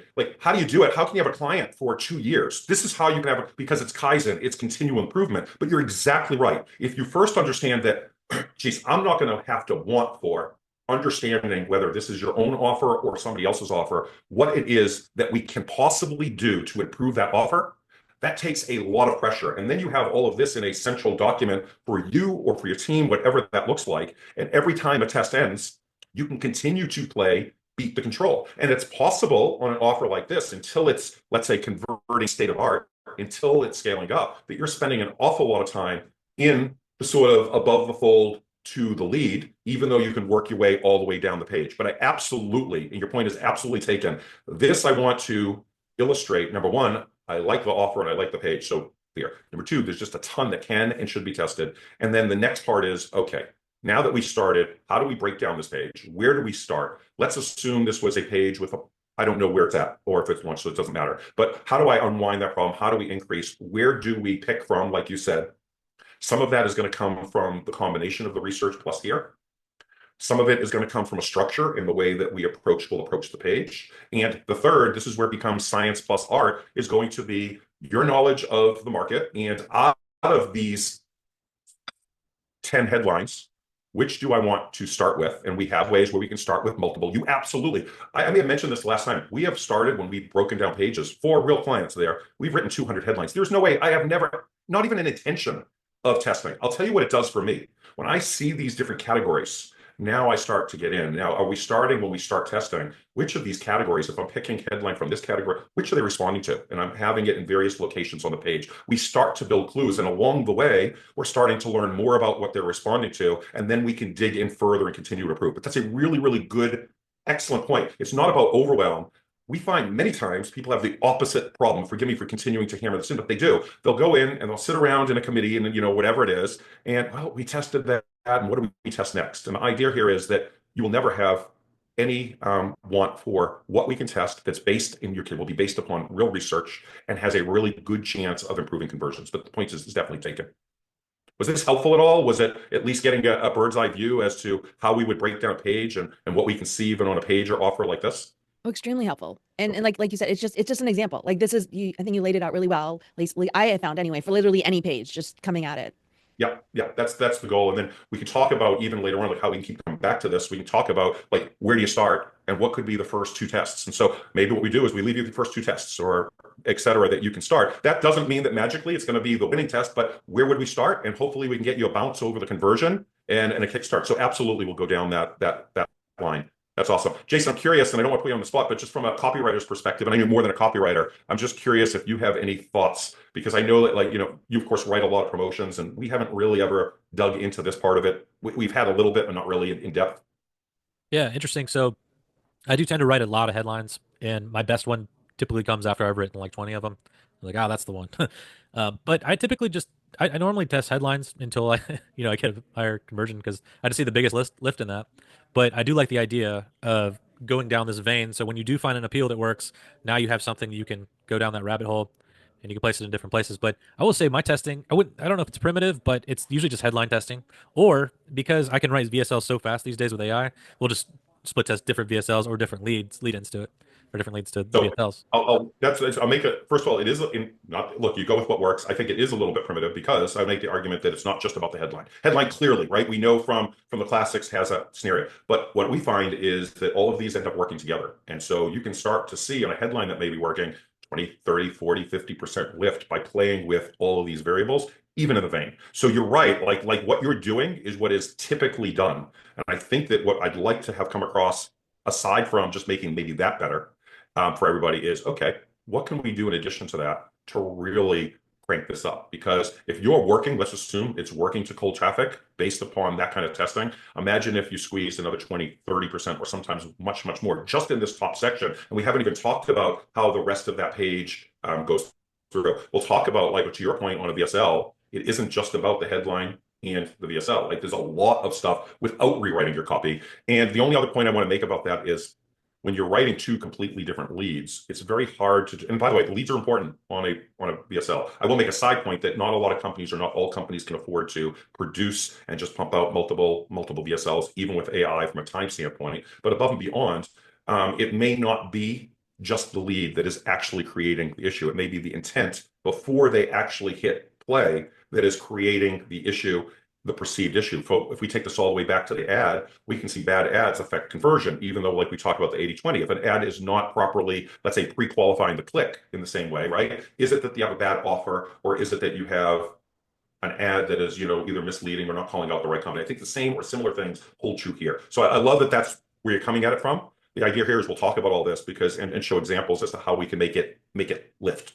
And on a different note, not everybody, and I'm not trying to make your head too big, but even there, you happen to have a very, very high hit rate of wins to cold traffic right off the bat, which is awesome. But I would just like to end this maybe with this. If we take Agora, and I pick on them because, to my knowledge, they're at least the largest direct response company. And this isn't, like, to Kelvin's point, only about direct response, but I think we're all in the direct response business, even if it's e-commerce, it doesn't matter. They leave more good copy on the copywriting floor, so to speak, than most people write. And so what I mean by that is, if we go through and let's just say you have two leads and the leads really just, are even or doing a little bit better, how much good copy how much good VSLs or good offers get thrown out to write an entirely different lead product to offer? How many times does the client go back to saying the answer is a new sales letter? The answer is a new VSL. I would like to, at least my point of view is, you can test your way even to a new VSL. So let's take your scenario just real quick. Let's assume somebody has a VSL and it's not performing. Maybe better to try that as a TSL. We can test, by the way, a ton of stuff. I'll share here. We can test like 50 plus things without physically changing the offer. So I'll do that during this class at some time. And all of that can have a massive, massive difference on the results of the VSL. But let's assume something isn't working. I think, and I'm making myself a note, that's also a really good thing to think about, because what you do is pretty typical, and I'm not there, is to, like, let's rewrite. We have to rewrite the whole thing, even if it's, even if the new lead doesn't, we have to, maybe it's the offer, we have to start tweaking it. And it very well could be, right? You can't, like, tweak your way to, making a bad offer a good offer if the market doesn't want it. But I think there's a more intelligent way, and I don't mean that, by the way, in a negative way, that people are doing. Intelligent. I can't wait to learn your method, because that's your way to offer, is what I'm saying. I've been taught to test radicals just in general. So you're going to get radically different results from a headline. You're going to, if they radically have a radically different appeal. If you have a radically different VSL versus this radically different VSL, you're going to get a radically different result. That's just the school I come from, but I can't wait to hear exactly what you do. No, and the reason I'm talking about what kind of. So, I love your insight, because I think it's important, like, for everybody to look and to follow, like, what they're going to be able to do. So at any rate, I hope everybody enjoyed the class. More importantly, I hope it was very valuable. and we'll get the recording. I got another couple of minutes if somebody wants to or has any kind of questions that's directly related. If not, we can pull them off to the next class. I just want to point out that because I know you've been trying to do this to my brain for years and I keep fighting against it, but you are challenging our existing paradigm because most of us work the way Jason does, right? And we see the direct result and we're like, okay, move on because we are interested in results and I know that you are. And I can see more now that I have more time to spend with you in here that you see stuff, Scott, that we don't. So I don't know if this helps you as well too, Scott, because I think you really are changing our whole paradigm of what actually is a good result as well. Because Jason, you're like, I'm winning, right? I'm winning. I'm changing headlines. I'm winning. And Scott's like, no, you're not. So, that was just so I appreciate you for that, Scott. And I also love again, that you asked Jason, he brought that up as well, because then we could have this type of discussion.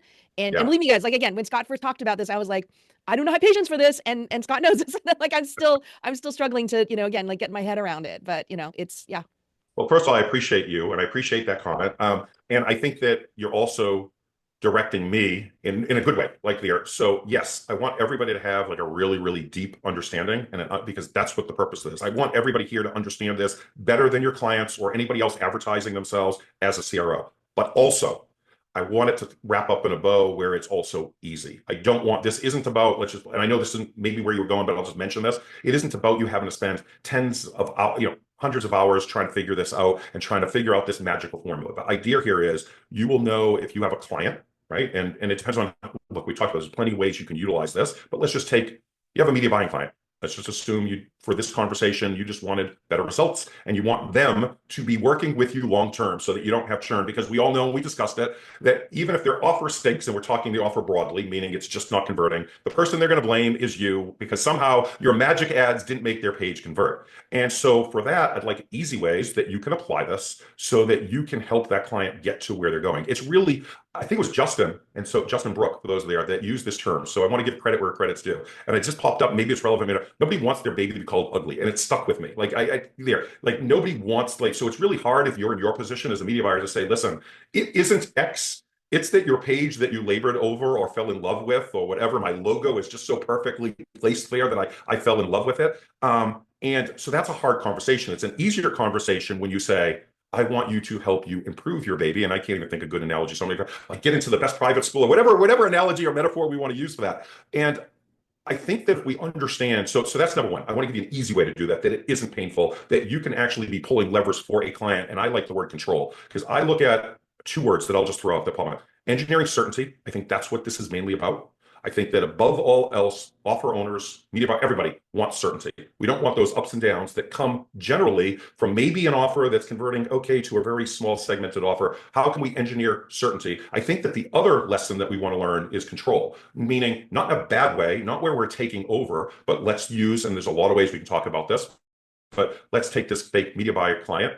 Usually, you don't have much control over that. Usually it's stuck, and then you're waiting, and now you're having this awkward conversation. What if you have more control without having to get involved with their development team, without having to tell them, you have to go have this rewritten and come back to me, and they're just going to go on to the next media buyer, hoping for that they have some sort of magic that you don't, right? It's crazy. So I think that the overall conversation is we want to make that easy. No matter what part you want to be in, it doesn't have to be complicated, and I would argue maybe that this is the easiest thing that you do. I've seen, and I don't want any part of it, the amount of, and maybe, some of you do, and maybe you go about media buying a little bit differently, but as accounts grow, I've seen the amount of time that media buying or their team spends in these accounts. And most people do not realize it is not always especially when there's a lot of money on the line. And I would argue this is the easiest part of your day and probably the best part. So I just want to say it can be easy. So I want to get there. I'll try to wrap up in a bow. I know that was long-winded, but yeah. Thank you, everybody. Anybody else have anything else before we wrap it up? I have a quick question. I'm gonna put the bot in the Facebook group for everybody. Thanks, Jason. Yep. Yeah, I have a quick question if that's okay. I know that your strategy is to test from front to back, meaning, the first page they see the opt-in page and the sales page and the upsell page and so forth, because whatever you learn that's working at the start of the funnel, you want it to filter through to subsequent pages. But wouldn't the front of the whole process be the traffic generator, like whatever ads have been used or content's been used to get people to the funnel? Or how would you do that if you start on the sales page or the landing page, then you go back and revise the ads? What's your process? Well, this is a longer question, and it's going to be covered in the next class. So I'm going to leave it not to there. We don't always go front to back.